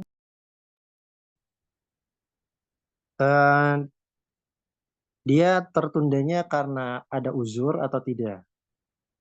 Kalau karena ada uzur, sampai ketemu Ramadan berikutnya, karena ada uzur ya, karena mungkin sakit, terus-terusan, dan sebagainya, atau safar, qadarullah safar lagi, harus safar lagi karena suatu urusan yang urgen, maka kalau dia masih punya hutang puasa, ketemu Ramadan lagi, maka dia cukup mengkodok. Nanti bayarnya setelah Ramadan yang dia saat itu. Misalkan Ramadan kemarin dia punya hutang. Sampai nanti Ramadan ini, dia belum terbayarkan. Maka nanti ya jumlahnya misalkan di tahun kemarin 6, di tahun ini dia head misalkan 6 juga, maka setelah Ramadan itu dia membayar 12. Ya 12 hari untuk dikodok. Tapi kalau dia menundanya karena sengaja, males, ini para ulama menjelaskan selain dia bayar kodok, dia harus bayar kafarot. Cara bayar kafarotnya, bukan kafarat, dia bayar fidyah. Ya bayar fidyah. Kalau dia sengaja menunda-nunda sampai Ramadan lagi, maka dia bayar kodok plus fidyah. Cara bayar fidyah itu tadi, satu orang miskin, Anda kasih saja nasi bungkus, sudah ada lauknya, atau kasih nasi padang, maka itu sudah mencukupi. Nah ini pendapat sebagian ulama, sebagaimana yang dirojihkan oleh Syekh Muhammad bin Shalih Al-Utsaimin, dan juga ini dipegang oleh madhabnya Al-Imam Ahmad. Jadi kalau dia nggak sengaja, cukup qadha saja. Kalau dia sengaja menunda sampai ketemu Ramadan lagi, maka nanti setelah Ramadan itu dia bayar qadha dan bayar fidyah. Nah, yang bayar fidyahnya itu yang puasa yang mana? Yaitu yang puasa yang dia sempat tertunda. Dia tunda-tunda qadanya. Bukan bayar fidyah ketika puasa di yang tahun ini misalkan. Jadi 12 hari misalkan, 6 hari ditambah 6 hari lagi di yang tahun ini, maka dia bayar qadha, tetap bayar qadha 12 hari, tapi bayar fidyahnya untuk 6 hari yang sebelumnya dia belum bayar karena sengaja ditunda-tunda. Ya, itu seperti itu. Paham ya gambarannya ya. Tapi kalau dia nunda lagi tanpa uzur, ya 12 hari itu dia qadha, bayar fidyah. Dan kalau dia meninggal terus lagi sampai dia meninggal, maka ya sudah, dia urusannya sama Allah. Dan para ulama berselisih lagi, apakah walinya membayarkan puasa dia atau tidak. Ya, dan ini perselisihan yang panjang. Intinya adalah dia bayar fidyah kalau dia menunda-nunda untuk membayar qadha karena sengaja, tidak menunda-nundanya karena sengaja, sesuai dengan jumlah harinya. Allah alam bisawab. Jazakumullahu khairan Ustadz atas jawabannya. Ana izin bacakan Ustadz pertanyaan berikutnya. Ini ada kaitannya dengan pertanyaan di awal. Mungkin untuk lebih jelas Ustadz. Ustadz dari awal puasa Ramadan itu sudah niat untuk puasa sebulan full. Tapi di malam hari nggak ada niat lagi untuk puasa karena dari awal sudah ada niat. Bagaimana Ustadz seperti itu? Ya, tadi sebagaimana saya sebutkan, kalau dia di awal bulan Ramadan di malam harinya dia niat full puasa, itu boleh. 30 hari, 29 mau 30. Selama tidak ada hal-hal yang memutus puasanya. Seperti safar atau sakit. Kalau terputus, maka dia ulang lagi niatnya dan yang terbaik adalah diniatkan setiap malam. Jadi contoh misalkan gini, di awal misalkan di tanggal 1 Maret misalkan, atau 1 Ramadan lah. 1 Ramadan di malam hari itu, tarawih pertama. Kita niat, saya niat ya puasa full Ramadan. Full Ramadan. Maka kalau tidak ada sesuatu yang memutusinya selama 29 atau 30 hari tersebut, maka sah. Dia nggak perlu meniatkan terus puasa setiap malamnya. Cuman yang lebih aman setiap malam niat gitu. Yang lebih aman setiap malam itu niat. Kalaupun setiap malam tidak berniat, sudah full, tidak jadi masalah asalkan tidak ada yang terputus. Nah, kalau misalkan di hari ke-7 atau di hari ke-8 dia safar, kemudian buka puasa, ya tidak puasa kan, atau sakit, maka nanti ketika dia sembuh, misalkan sakit 3 hari, ya kan, berarti di hari ke-11-nya dia harus ulang lagi niatnya, dan yang terbaik adalah itu niatnya setiap malam. Jadi kalau dia niat full puasa di malam awal Ramadan, full, tidak jadi masalah, insya Allah. Tapi yang terbaik adalah setiap malamnya adalah diniatkan terus.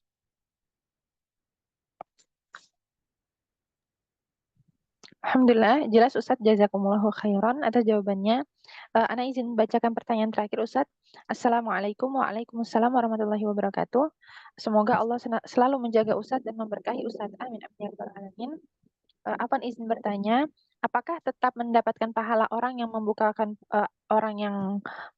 puasa orang lain ketika kita memberi takjil untuk berbuka di musola, tapi ternyata jumlah orang yang berbuka di musola itu sedikit, jadi kadang makanan tersebut masih banyak dan dibagikan setelah jamaah beres taraweh. Jazakumullahu khairan. Nah, Wa innamal barakallahu. a'malu binniyat. Insya Allah tetap dapat. Innamal a'malu binniyat. Niatan itu innamal a'malu binniyat. Amal itu tergantung niatnya. Kalau dia membawa makanan 50 kotak, ternyata yang buka puasa hanya 30 orang, berarti masih ada 20. Nah, 20 itu baru tersalurkan untuk jamaah yang lain. Insya Allah dapat, tetap mendapat. Karena innamal a'malu binniyat. Wallahu a'lam bishawab. Alhamdulillah, syukran Ustadz, Masya Allah atas jawabannya. Barakallahu fikum. Mungkin ada sedikit nasihat yang hendak Ustadz berikan lagi Ustadz Nah, barakallahu untuk fikum. Nah, alhamdulillah pada pagi hari ini atau siang hari ini kita menyelesaikan fikih Ramadan. Tentu semoga Allah SWT memberikan kekuatan kepada kita semua dan menyampaikan kita ke bulan Ramadan. Dan tentu apa yang kami jelaskan dan kami rincikan itu hanya segelintir ya, hanya segelintir dari mutiara-mutiara ilmu yang para ulama jelaskan. Makanya tadi saya singkat poin-poin pentingnya saja, tidak saya sebutkan beberapa dalilnya ya karena waktu yang tidak memungkinkan, tapi insya Allah itu bisa dipahami oleh teman-teman sekalian. Makanya dengan adanya banyak pertanyaan ini sebenarnya melengkapi. Walaupun sebenarnya ada poin-poin yang saya tinggalkan, cuman sebenarnya penting, tapi karena waktu yang sangat sempit, semoga itu bisa mencukupi dari permasalahan-permasalahan fikih berkaitan fikih-fikih Ramadan.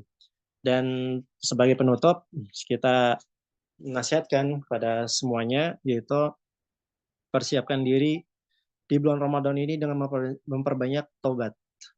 Karena kita tidak tahu, barangkali setelah kita menutup Zoom ini, Allah sudah tidak memberikan kesempatan. Maka sejak awal kita harus ikhlas. Dan saat ini kita perbaiki niat kita. Karena innamal a'malu bil khawatim. Amalan-amalan itu tergantung penutupnya. Dan kita berdoa kepada Allah Subhanahu wa taala agar Allah Subhanahu wa taala memberikan keikhlasan kepada kita, memberikan manfaat terhadap ilmu kita, memberikan taufik agar kita bisa beramal dari apa yang kita ketahui, dan juga menjaga diri kita dari segala fitnah dunia, fitnah syubhat, dan fitnah syahwat. Dan semoga Allah Subhanahu wa taala memberikan kemudahan kepada segala urusan hidup kita di dunia maupun di akhirat. Aku liqauli hadza wa astaghfirullah li wa lakum wa lisairin muslimina wal muslimat min kulli dhanbin fastaghfiruh innahu wal ghafurur rahim. Subhanaka Allahumma wa bihamdika asyhadu an la ilaha illa anta astaghfiruka wa atubu ilaik. Wassalamualaikum warahmatullahi wabarakatuh. Waalaikumsalam warahmatullahi wabarakatuh. Jazakumullahu khairan Ustadz, insyaallah atas waktunya. Semoga Allah senantiasa memudahkan bagi kita semuanya untuk mengamalkan. Jazakumullahu khairan. Semoga Allah senantiasa memberikan keberkahan dan rahmatnya kepada Ustadz dan keluarga. Amin amin ya rabbal alamin. Alhamdulillah, tafadhol Ustadz, diperkenankan untuk keluar terlebih dahulu. Barakallahu fikum.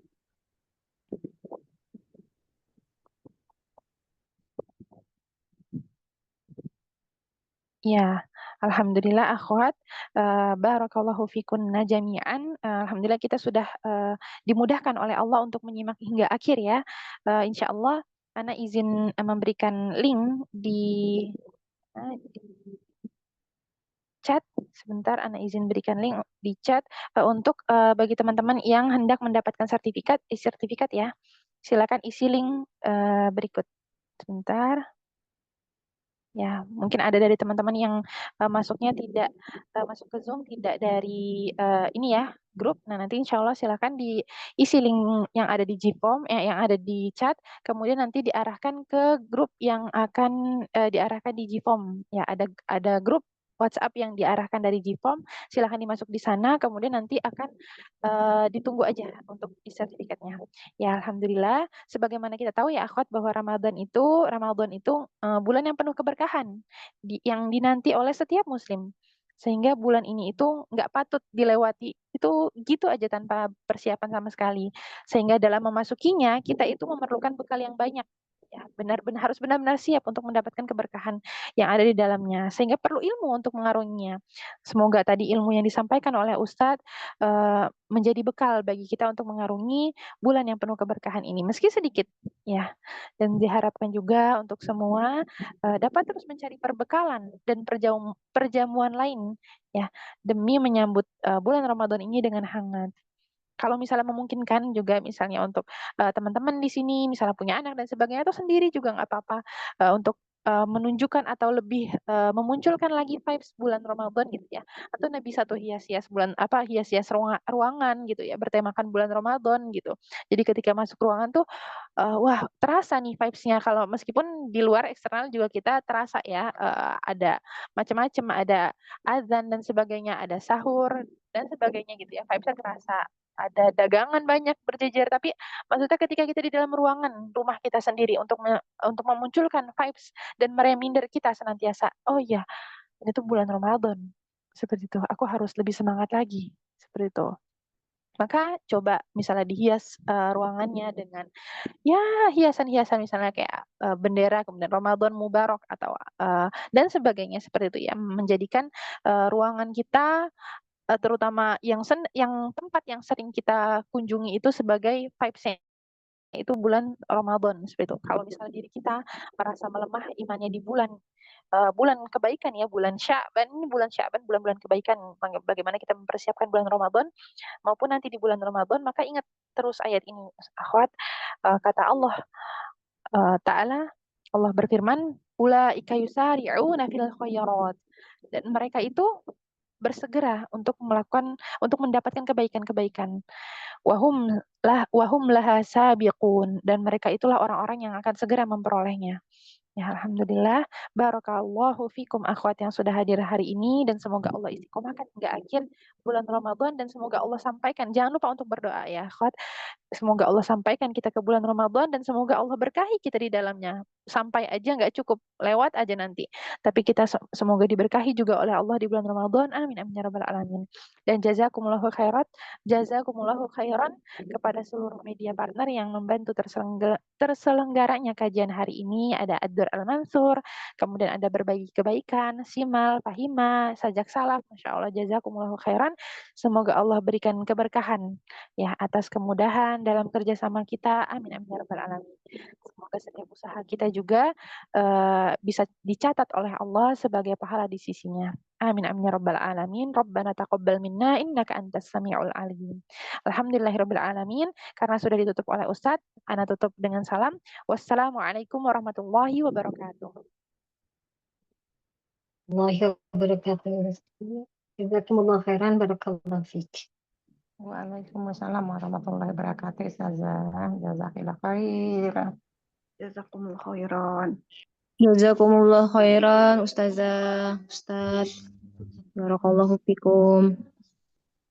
Barakallahu fikum. Afi amanillah Ustazah.